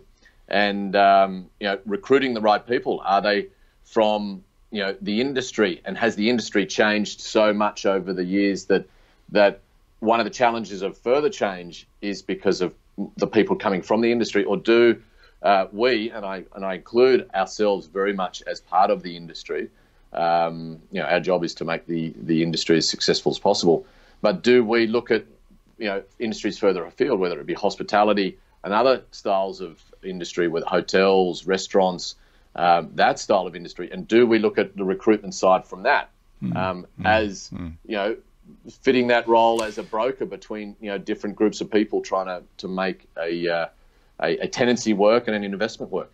Yeah, when I first looked at the results and I read through them, I thought, oh wow, this is not good. But when I really sat down and thought about it, Alister, I thought, okay, well, it makes sense to me for this reason, that I think as an industry, both whether it's sales or property management, we're really driving hard on the customer satisfaction. We're really thinking about how much time we need to spend to build this relationship. And I think that brings about an element of frustration, because property management is one of the busiest parts of the real estate business. And, unless we're freeing people up to work on those relationships with tenants and with owners, we're going to always have this kind of frustration. And I think that's one of the challenges for organisations like yours and for business owners as well. 100%. And a lot of that is... when you've got someone who sits in a broker style position, they are the bottleneck of all information. So whether the tenant wants something done or the investor wants something done, it all sits with the property manager. I believe that we have to not only alleviate a lot of the bottleneck of information and make it available real time and automated, but we also have to supplement the tasks or supplement the resourcing of many of those more mundane style tasks with different style of resources, whether that be offshore or whatever. It allows then the property manager to genuinely be the person who's helping the investor grow their investment and build their portfolio, which is building a strong relationship, and be that sounding board for the tenant to ensure that they have a great living experience as well, whether that be through maintenance, inspections, through whatnot. It's how do we get them to a point of having that additional time and build those relationships, build that rapport. And it's a big challenge that investors always have with property managers, is the natural churn that happens in the industry. So if we can, as an industry, decrease the churn so that investor knows that they're going to go back to the same person each time, well, certainly for a period of a few years, then the satisfaction that they will have will be far greater, I believe. Absolutely. Well, you can probably tell from the setting that we're in right now that, this interview is not being done at Inman, although this is coming as part of our live stream. But I wanted to include you in this, Alister, because it's such an important point. And we're at Inman with Beepo and with your support as well to promote this relationship you built with them. Tell me a little bit about how that's working, because you were just talking there about this ongoing relationship and some consistency with staffing. Tell me about that model. How's it working? Yeah, so outsourcing has been around across all industries for a long, long time, but it's really probably in the last 5 years that it's become more mainstream in the Australian New Zealand market, and really in particular the last 2 years where it's really taking off. And there are a number of companies doing it, and they're based in different parts of the world, but certainly a lot of the outsourcing work is done in the Philippines because the time zone's great, the English is great, and so forth. We wanted to go down a path with Beepo. We obviously respect Beepo very much for the work that they do, but we thought and believed that it's one way to bring our customers and the industry into more mainstream usage of this style of service. If we're part of the equation, Rockend being a brand that people have known for many years, if we're part of that equation and we can help people make the leap to leverage these style of services, then we would love to be able to help them do that. And with the backing of a company such as Beepo, who deliver all the services and the resources and manage the outsourcing and so forth, then it was a way to bring businesses into the fold of outsourcing and to help them understand what it looks like to have a mix of resources onshore and offshore in a future real estate property management business. Yeah, it's quite a revealing report, and you're quoted in that report too as saying that it shows what we need to do to revitalise the industry, and I think that's a really positive way to look at it. Can you give me an insight, just to summarise there, Alister, what do you think we need to do to revitalise the industry, or are we on that path now? Well, look, I think we're on the path right now. There's over the last couple of years, a lot of conversation around, obviously, the changing dynamics of technology, and we see the changing dynamics that technology creates through our consumer existence. And so consumers, whether they be tenants and landlords, they want a similar style experience. They want to know what they're getting. They want it to be transparent, and they want it to be real time, and they want things to happen quickly. So what that means to our customers is either vast changes in their offerings that they provide, along with, or a really quick adaptation to the new requirements that are coming from their customers. And so we feel that, you know, we don't have all the answers by any stretch of the imagination, but we're working as close as possible with the industry to understand where is it that technology can play, where is it that outsourcing services can play, where is it that complementary services can be bundled in to allow for additional revenue streams, and so forth. And so we're going through that process with the industry to understand all of the different avenues to go down. And look, I think we're right in the thick of it, and a lot of our customers are trying many different things, and we're helping to supplement and complement a lot of those things through the use of technology and through the use of external services. But you know, we're still very much in that that stage where we're all looking to see how things change and how things settle down. And I think the first step is it's the acceptance that it's changing, but it's not going to change, you know, from black to white overnight. It's going to be a process where people need to be continually requesting information from their customers. What is it that you're wanting? How do you want it? When do you want it? And then working out how do we deliver that to you. And, you know, combination of all those things. Yeah, well, congratulations, Alister, to you and the team at Rockend. It's a great insight as to where the industry's headed and how we can sort of tune it up and always making it a lot better. Thanks again for your support. And Alister, we look forward to seeing you at Inman a little bit later this year. Maybe Absolutely. You're going to come back with us on the second time round. Absolutely. I look forward to that, Kevin. Have a great time over there. Hi, so yes, we're back, and now we're actually here with Chris Rediger from Redify. So, Chris, please tell us a little bit about what Redify actually is. Sure. Yeah, well, we are a technology company that is a brokerage. We're also brokerage by utility. We built a system to make the consumer experience around real estate far better, and it's far more efficient. So we pass the savings along to the customer and charge a much lower fee than typical average fees. Okay, so when you say you charge a lower fee than the typical fee, can you just break that down a little bit more? Sure. So on our listings, we charge a flat $3,000 to us, and then we still offer a co-op to the other brokers, typical market rate co-op. Okay, awesome. So it's it sounds to me like it's quite different to the typical sort of brokerage that we see here in the States, right? Yes, yes it is. So, okay, wonderful. So what other models around the world would you say that that's sort of similar to? Yeah, it's not too dissimilar from your model in Australia. And then there are other discount models out there that are similar to that. They don't quite have the technology chops that we do, but the pricing structure is the same. Okay. So when you say the technology chops, like, what do you mean by that? Like, let's get into the nitty-gritty. Yeah. So when we started the company, we realized that there was no good solution to really systematize the selling approach. So we built it, and we've iterated on it for 5 years, and now it's a complete end-to-end suite where the consumer can be interactive. They understand where their file is. They also have a real live broker that they can talk to at any point if they need it, or they can just do it on their own and let the system just follow them and guide them through the process. Oh wow, okay, that's pretty unique. So is that kind of like Purple Bricks? Like, tell us a bit about the differences. Yeah, so Purple Bricks still is a quite manual process. Okay.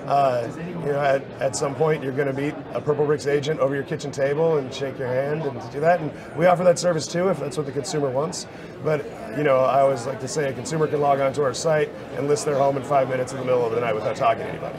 Okay. I mean, everyone's schedules now is so crazy and all that. Just actually trying to set an appointment, for 2 hours to talk about something, it's cumbersome for some people. So you're right, but some other people also love that too. So it sounds like you've got an approach for everybody, so to speak. Yeah.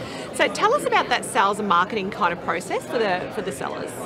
Yeah. So we are a great, I would say, listing syndicator. I guess that's a little bit jargony, but our listings go everywhere.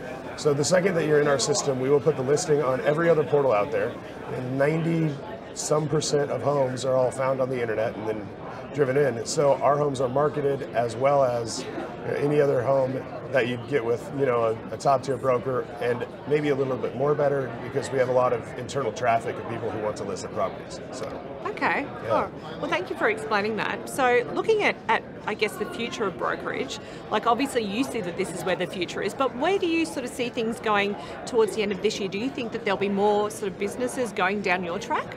Yeah, I mean, I look at the industry as like a bell curve. Our model fits in the middle 80%, right? You're always going to want a luxury broker to do a luxury property.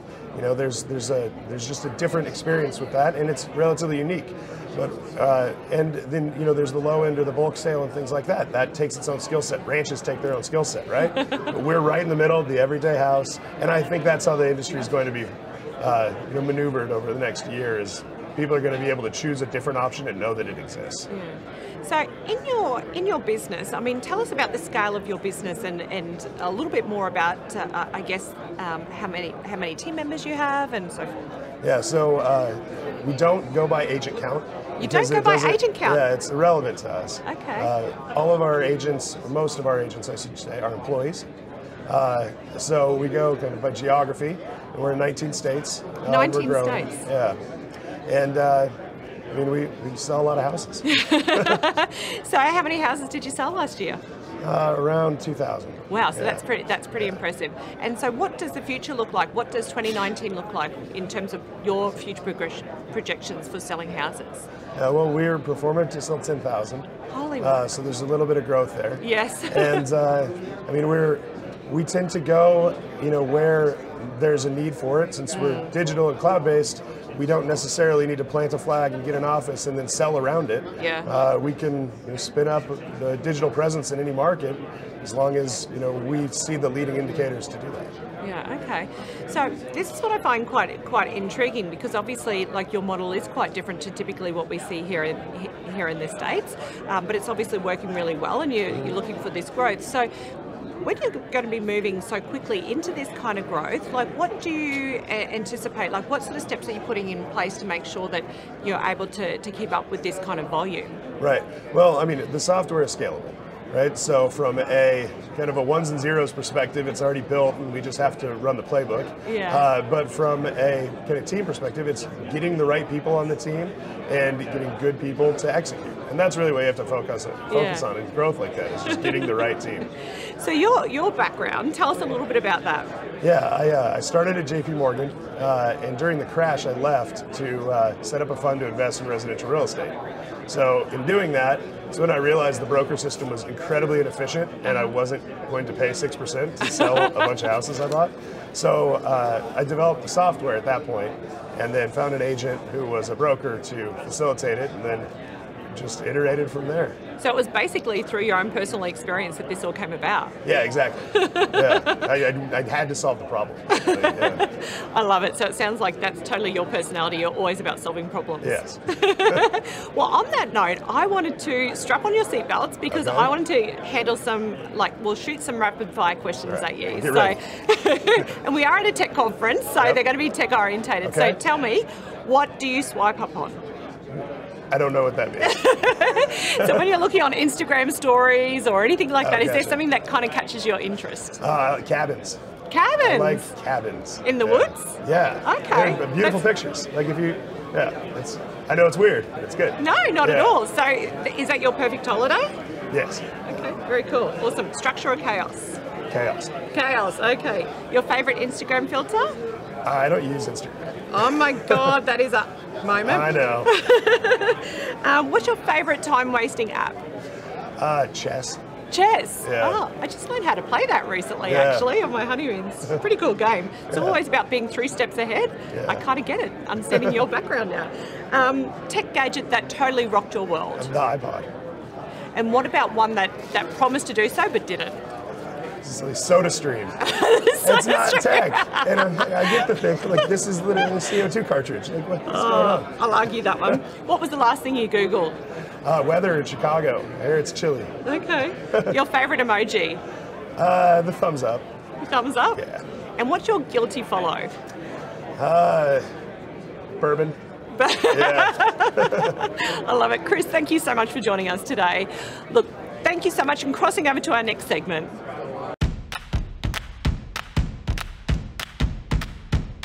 Your property is your biggest asset. When looking to sell, it's essential that you engage the right agent. An agent that understands people's needs and offers targeted marketing support designed to attract all buyers, so you can be confident in achieving the best possible price. And when you're a landlord looking for the ideal tenants for your rental property, you want the same proven marketing techniques to attract quality interest. Our agents know that people are spending more time online, including searching for property, making social media and online sites the most prominent showroom we have to promote your property. That's why Raine and Horne offers exclusive access to Amplify, an advanced digital advertising tool. It all begins with an understanding of your property's unique selling points, which we use to create your custom digital campaign. Amplify will create 48 unique ads highlighting the different features of your property and put them directly in front of targeted buyers on social media platforms and selected websites. Every ad directly targets potential buyers or tenants whose interests and online behaviours specifically match your property. Amplify enables you to monitor the success of your campaign from the comfort of your lounge. The easy-to-use online dashboard updates hourly, providing you with detailed insights into the performance of your campaign, including how potential buyers are reacting. The advanced technology of Amplify, plus the experience and knowledge of your local Raine and Horne agent, ensures the very best in real estate marketing, putting your property in front of the right people and ahead of the competition. Attract more buyers, get more exposure for your property, and get better results with Amplify, exclusive to Raine and Horne.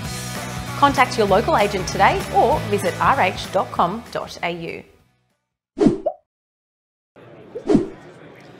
I'm here with Rich Estes, who is the CEO and co-founder of the really interestingly named Punch List. Welcome, Rich. How are you? I'm doing great. That's Thank great. You. Thanks for having me. So tell us, what does Punch List do? Yeah, so agents have a huge problem getting repairs and estimates done as they're going through a transaction. So Punch List automates that process. They upload a home inspection to our app, and we give them a super fast estimate back so they can go on with what they need to do in their daily lives, and then we have a repair crew that can actually go out and do all the work if need be. So that sounds fascinating, because I guess one of the real pain points for agents is that when you want to get repairs done, you've got to get a quote, then you've got to get that quote approved by the owner of the property, and then and sometimes that can take, I guess, well, weeks. In my own experience, weeks. Absolutely. Yeah. Yeah, and that, I mean, that's what we kept hearing, is there was a huge problem of timing. Yeah. If you have a lot of time, which you don't in the transaction, right? Everybody's trying to close, and the hotter the market, and we're in a hot market right now, the less time you have to be able to do that. So we needed to build some technology. It's been a space that's just no one's really innovated in. All the agents really just dealing with what we call pickup truck contractors, which we love. Those guys now do it for us, right. But they're not great business managers. Yes. About communication. They're out working, and so agents needed a faster, more streamlined and easier, better communication pathway to get it done. So just walk me through the business model that you guys have got. So you're a platform which has got lots and lots of contractors in it, so you can turn that stuff around quickly, or how does it work? Yeah, so our platform is really, it's kind of two sides. We've got the supply and the demand. So the demand side comes from the agents, that's who we market to. Yep. Supply side is the contractor network. We're not really a contractor marketplace. We're a turnkey service for the agent. So it's not like you would say a home advisor or an Angie's List, to where we're just going to refer it out. These people are part of our team. They're partners with us. That's why we get it done, and that's, you have to have that in this particular space. Because you want that trust, don't you? You want to know that the quality of the work is good. You want to know that it's agents are really viral, which is great when you're doing a great job. And when you're not, it's not. So we don't really have the luxury of not performing. And so as an agent, if I already have a relationship with a contractor that I really like, I can bring them I can use them as part of this? It just kind of streamlines my communication with them? Or? You can, yeah. That's actually something we just launched. We have a whole new agent dashboard where you can do everything from order a home inspection by clicking a button, all the way through. You can actually automate it to a part of with MLS. So the MLS comes in, a house goes under contract. You can set it up kind of like a drip marketing campaign. I want the home inspection to go through, I want the estimate to be done, and it all just happens automatically in the background. So one of the challenges in the Australian market right now is this idea that when an agent goes to do an inspection to identify how to sell the property or to do that first analysis, they're often just identifying problems that might prevent it from selling, which can bring the vendor, or the potential seller, down, because it makes them feel like there's too much work. Right. And I guess one of the issues is that your platform would actually help an agent, make it manageable to go actually out and help source getting that work done and come back with quotes and things like that to get the property ready for sale. Yeah, so the pre-listing side's a huge part of our market. It's been not that successful with home inspections, right? And because agents have a couple issues with pre-listing inspections. One is about disclosure. Here in the States, most all the states have seller's disclosure laws that if you know, you need to disclose. Yeah. So the agents are more or less I don't want to know if there's a problem, if there's a structural issue with it, don't tell me. Plus, you're going to, you got to get a home inspection, then you got to get the work done. So a couple of weeks, maybe if it's good timing, goes by and that house isn't on the market. So most agents just say, I want this house on the market right now because I can sell it tomorrow. Yeah. So the timing of all that is really, really important. So we've actually created a product we call pre-listing evaluation, and our job is not necessarily looking at it as an inspector. Our job is to get it ready to go on the market. Right. And so we're looking at where the dog chewed up the molding on the door. Yep. Where a home inspector wouldn't necessarily, that's not anything wrong with the house, but from a saleability standpoint, it's a huge problem. So we look at that, we look at the big things, make recommendations, do a consult with a customer, and we can do that and do the work in a couple of days. Right. So we're not slowing it down. So we tell the agent, don't wait on us to put the house on the market, because by the time you show it, we'll be ready for it. So you're able to hit deadlines in that space as opposed to set the deadline after, or set the campaign after the work's done. Yeah. I mean, managing all that's just a bear, and the agents have to do it right now. Yeah. We are that arm for them to say, just as part, no one likes to deal with this part of it anyway. No. And we're just it's very the busy specialized. work that agents have to do that is really inefficient at the moment, isn't it? Right. That really is quite I mean, all the agents are kind of running around managing things like a miniature general contractor. Yeah. They know a roofer, they know a window guy, they know a plumber. And if they have that one little thing and they then fine. But we'll do the one little thing. We'll do an 80-page report. You know, our average jobs are, you know, pretty small in dollar figure. We just do a lot of them. Yeah. Okay. Fantastic. So, so I guess one of the other things that we're seeing in Australia, there's is this change in the business model. That what if I had a relationship with my real estate agent for life? So what if I actually I sold my property through an agent, then I bought a new one, but I'm busy and both my husband and I work and we've got a family and all that sort of stuff, and I don't want.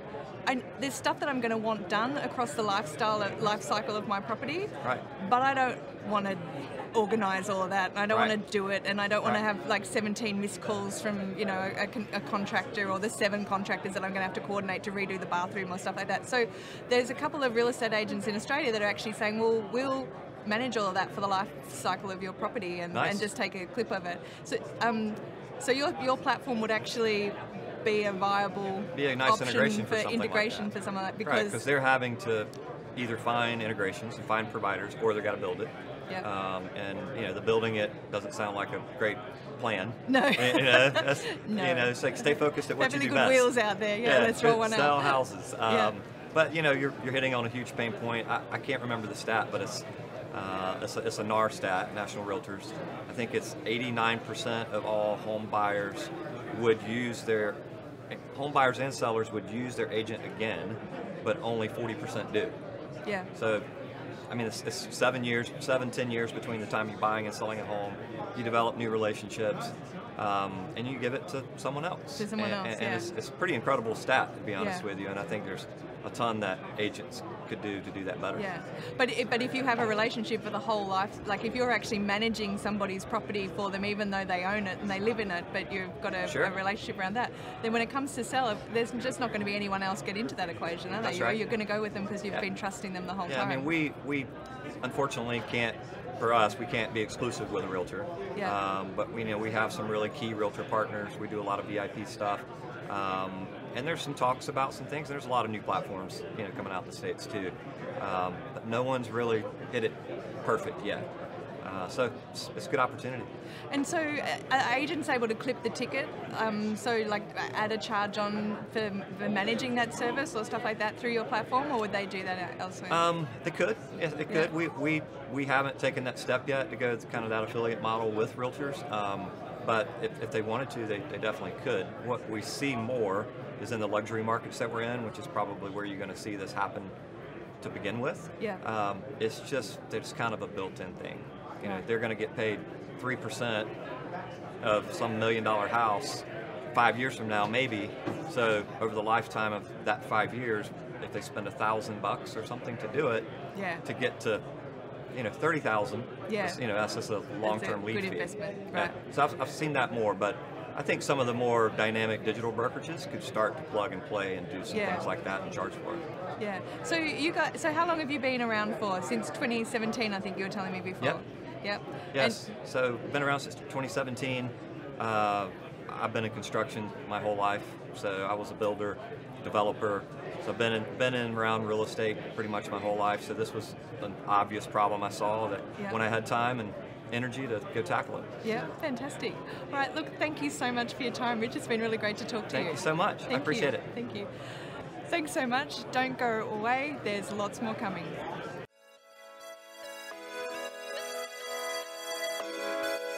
I must confess to being rather proud of the Raine name, and we had a very good name in the industry.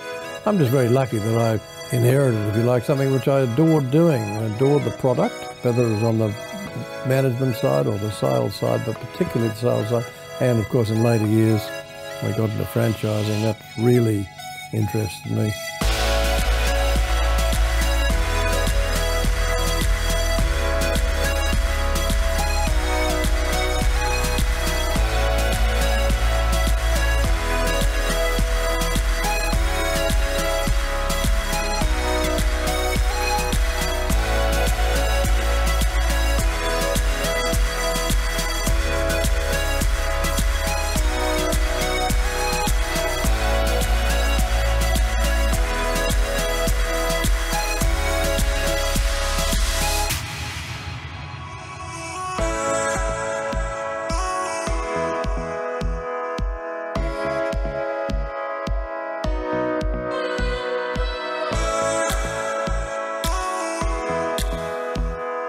Well, it lets a lot more people own their own businesses. I think that's the big thing. It lets people own their own business.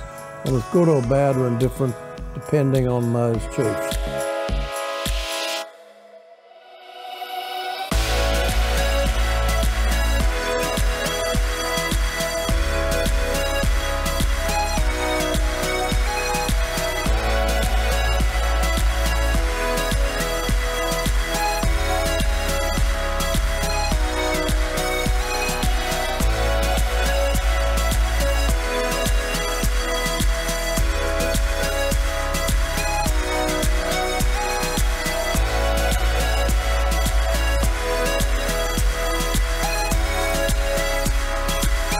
We're very lucky to get some outstanding, in fact, brilliant property people.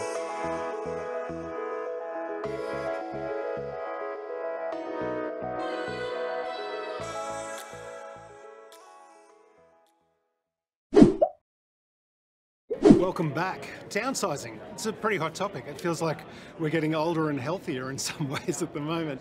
But what does it really mean, and why is it so important to us? Well, we've got a real expert here today, Greg Oddy, who is the Sales and Marketing Director for downsizing.com.au. It's a site that deals with stakeholders looking to work in this market.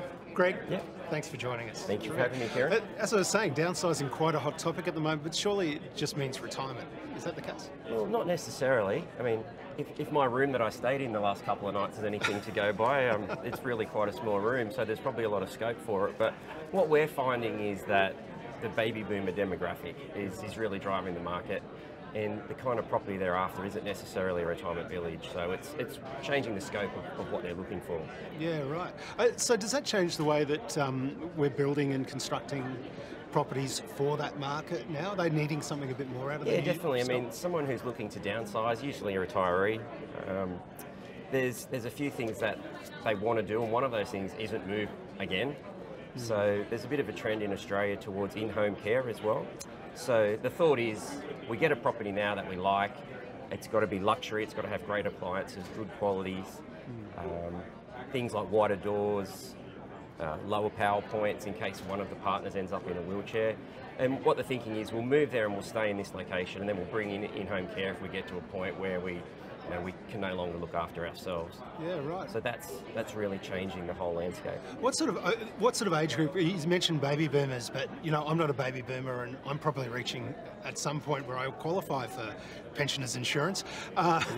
What sort of age groups are we talking about? Well, look, I mean, we've had clients talk to us that are in their 40s that have downsized. As soon as the kids don't want the backyard anymore, and the kids are late teens or early 20s, they're not home anymore. So why do we need all this? So the majority of people that are downsizing, it's not always about the money, it's more often about the space and having less things to do around the home, so they can do other things like travel and go out and enjoy their life, which is a bit different to their parents, so a bit less frugal than in past times. I mentioned in the introduction, we seem to be getting healthier. Yeah, sure. So there's going to be downsizers, I assume, which you've touched on, that don't need to worry about maybe the aches and pains and creaks and care that you're talking about, but do they still want something different in their homes? Are they looking for certain sorts of facilities? Something we find really interesting, just before Christmas, so about a month or so ago, we looked at some analysis on our website about what are the most highest search boxes that are ticked, and it's still things like the pool. So it's more aspirational. So a lot of people, whether it's a retirement village or going into a brand new strata residential complex, they want these lifestyle luxuries that are more aspirational, whether it's because they'll entice the grandkids to come and stay a little bit longer, or just to say we've got this lovely pool or we've got all these amenities. So that's certainly something that surprised me, seeing a lot of the villages I've been to that no one's in the pool. So but higher search term on our site.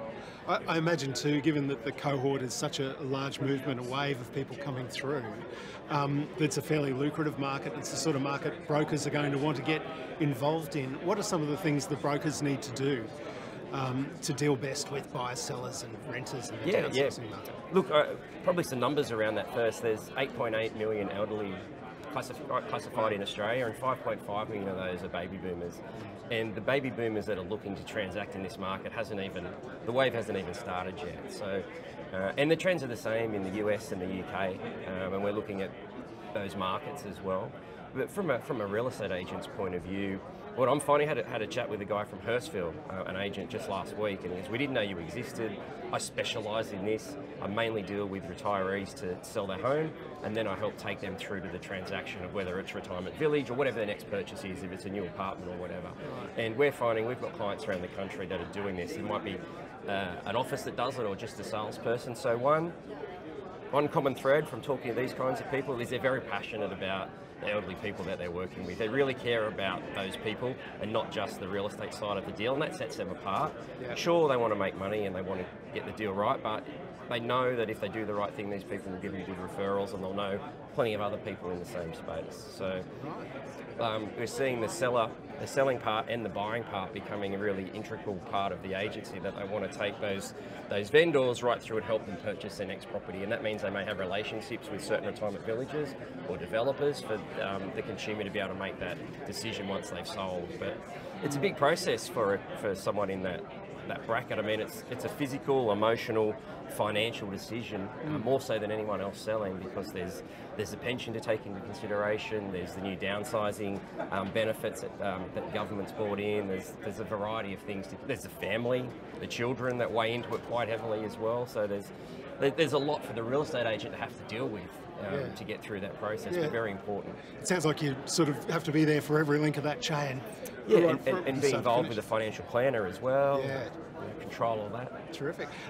Also, downsizing doesn't necessarily mean you're going into something a little less, does it? I mean, prestige downsizing is a thing. Can you tell me a little bit, is there a rise in that? Yeah, definitely. I mean, I spoke to a gentleman last week before I came away who was a CEO of a large real estate franchise, and he went from a $3 million property and downsized into a $5 million property. There's stories in Mossman of areas, people downsizing from a $10 million property to a $12 million property. So what are they getting? Well, they're getting out of a big home into something smaller, and that's their key objection. They want to do less work around the home, and they're happy to pay for it. Yeah, they've usually got, there's the spectrum that we deal with, the high end, they're cashed up and they're prepared to spend the money. There's also, unfortunately, the other side, down lower, where we have a lot of demand on our site for rental properties, and our traditional advertisers, being villages, don't have rentals. They're not looking for listings like a real estate agent is, so it opens up some opportunities on our site for certain agents around the country to be able to hone into that listing side, but also the buying side of the consumer in that bracket. I know that it's downsizing.com.au, but this phenomenon is not isolated to Australia. Yes. Do you know a little bit about the overseas market and maybe some things that are happening in particular? And we've got some URLs in other countries, so we're looking at things. We're doing a case study in the UK at the moment, and it's right because in the last 5 or 6 years they've been starting to build some really luxury retirement villages. Where traditionally in the UK market, in particular in London, they didn't have that facility. A lot of the elderly would stay at, I forget the exact term, but they'd stay in part of the property down the back, kind of like a granny flat situation here in Australia. That was post-war. They used to be bunkers that were built then, and a lot of the retirees would move into those. But the last few years has seen a real change. America in particular, I mean, some of our biggest clients in Australia are American-based, and America's right for it. They've even gone as far as having retirement communities that are based on another niche. It might be a golf retirement or whatever it else, a cooking retirement, I don't know, but there's quite a few different ones where you go to the same retirement village of whatever your passion or interest is at the next level. So it's quite interesting as well. Well, look, it's not something that's going away. I mean, maybe we should say, was it downsizing and taxes are the two inevitables from now on, Greg? It's true, yeah. Thanks very much, Greg. Appreciate your time. It's Greg Oddy from downsizing.com.au here at Inman in New York. We'll be back with more. The real estate business is tough, and rising costs are making it harder to thrive. Did you know you can save up to 70% on your staff costs by outsourcing the low-value, repeatable tasks, so your team can focus on growing your business?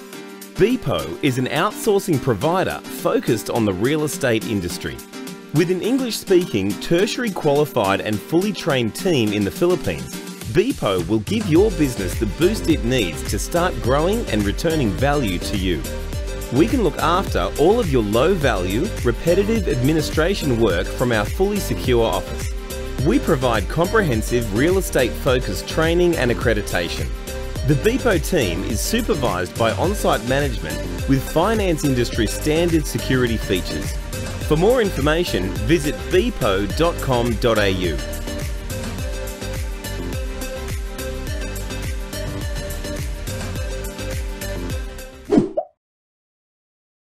Hi, welcome back, and well, this is it, the end of day 2, and what a great day it's been too. We've had so many wonderful guests on the show, and of course we've got one more day to go, but just to give us a bit of a wrap on the events of day 2, Aimee Engelmann from Beepo Outsourcing joins me once again. Aimee, thank you very much. I know you've been scouring around, going to all of these speeches and talking to a lot of the exhibitors as well.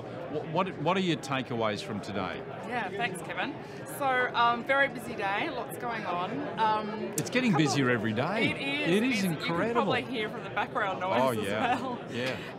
So a couple of things. I really loved hearing about blockchain and how that's changing the transactional space. So looked at a tool called Proppy, which is all about a platform that's for international transactions. It's built on blockchain technology and it allows a number of different types of blockchain currency to be used within an international transaction. So I thought that was very, very forward-thinking. Russian founder, very interesting. Also, I'm seeing a really big trend in the CRM space for agents. And what I'm starting to see is there's two schools of thought. There's the all-in-one CRM, which does everything and, you know, really, really full-featured. And then more a fragmented space where a CRM just does core CRM and plugs into other tools. Yeah, that is really interesting because we've found with some of the all-in-one CRMs, most agents will only use maybe 20 or 25% of it. A lot of it goes to waste. So it makes sense that they would become fragmented. You know, what is it that you're really looking for, and then break them down. So that's an interesting trend that I hadn't picked up on. Yeah, and different strokes for different folks. You know, one thing that I'm seeing here in the US is that there is a lot more collaboration. So to give you an example, you know, I was having a chat to to one of the kind of all-in-one CRMs, and they have more than 50 integrations within their platform. So, you know, incredible amount of collaboration and sharing in terms of open APIs and, you know, sharing that information, having different tools come into the one platform, and we don't really see that in our market in Australia.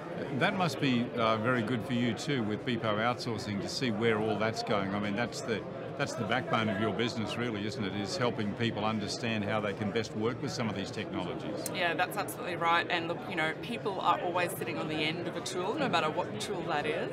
And it's absolutely our ethos to keep up to date with, you know, what are the trends and what are the tools that the industry is using so that we can upskill our staff. Are you learning anything about virtual assistants? Is that you can bring back into your business, Beepo Outsourcing? Yeah, it's interesting. I've just seen one example of that so far. So one industry supplier here in the US that focuses on virtual assistants. I think it's very early days, which is great, you know, for Beepo because we know that there's plenty of growth and plenty of opportunity. But aside from the VA space exclusively, you know, Philippines-based assistants, one of the things that I found today, which is really interesting, is an outsourced licensed real estate agent who's on the end of the phone to help bridge the gap between all of the leads coming in and the agent who's ready to speak to hot buyers. Oh, that's a new dimension. Absolutely, and what I thought was unique about that is it's a licensed real estate agent, so it's a call centre environment, but they've got licensed real estate agents in there. And you know, the reason why I think this is a trend is I also saw that Zillow is leading the way with also having a product where they have a warm transfer directly from that lead generation to a human. So I think that there's a real opportunity there in the future. You know, we're seeing a lot of those lead generation tools, a lot of data, a lot of leads being generated. Then you've got the agent, you know, at the other end who wants the warm lead. And there's a real opportunity in the middle to put a human there to qualify the lead, to talk to the prospective customer and get that information and then move it to the agent. So yeah, I'm seeing that as a bit of a trend as well.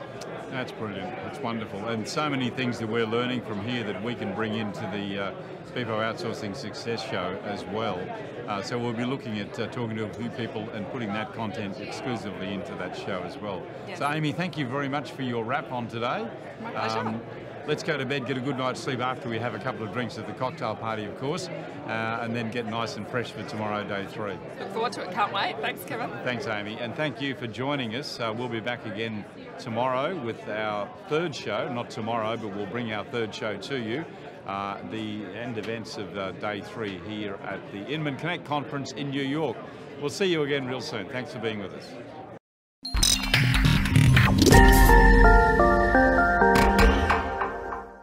The real estate business is tough, and rising costs are making it harder to thrive.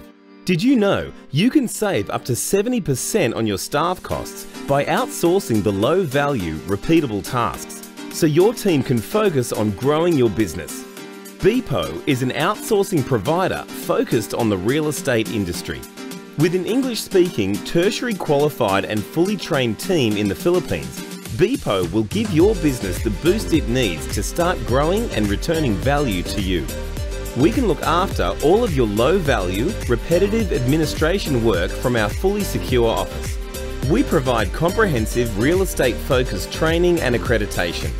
The Beepo team is supervised by on-site management with finance industry standard security features. For more information, visit beepo.com.au.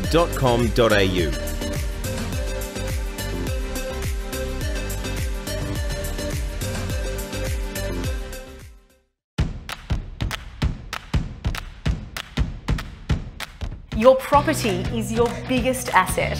When looking to sell, it's essential that you engage the right agent. An agent that understands people's needs and offers targeted marketing support designed to attract all buyers, so you can be confident in achieving the best possible price. And when you're a landlord looking for the ideal tenants for your rental property, you want the same proven marketing techniques to attract quality interest. Our agents know that people are spending more time online, including searching for property, making social media and online sites the most prominent showroom we have to promote your property. That's why Raine and Horne offers exclusive access to Amplify, an advanced digital advertising tool.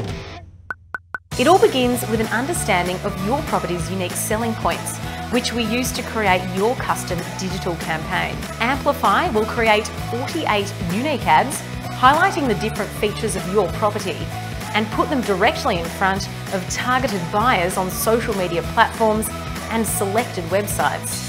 Every ad directly targets potential buyers or tenants whose interests and online behaviours specifically match your property. Amplify enables you to monitor the success of your campaign from the comfort of your lounge. The easy-to-use online dashboard updates hourly, providing you with detailed insights into the performance of your campaign, including how potential buyers are reacting. The advanced technology of Amplify, plus the experience and knowledge of your local Raine and Horne agent, ensures the very best in real estate marketing, putting your property in front of the right people and ahead of the competition. Attract more buyers, get more exposure for your property, and get better results with Amplify, exclusive to Raine and Horne. Contact your local agent today or visit rh.com.au.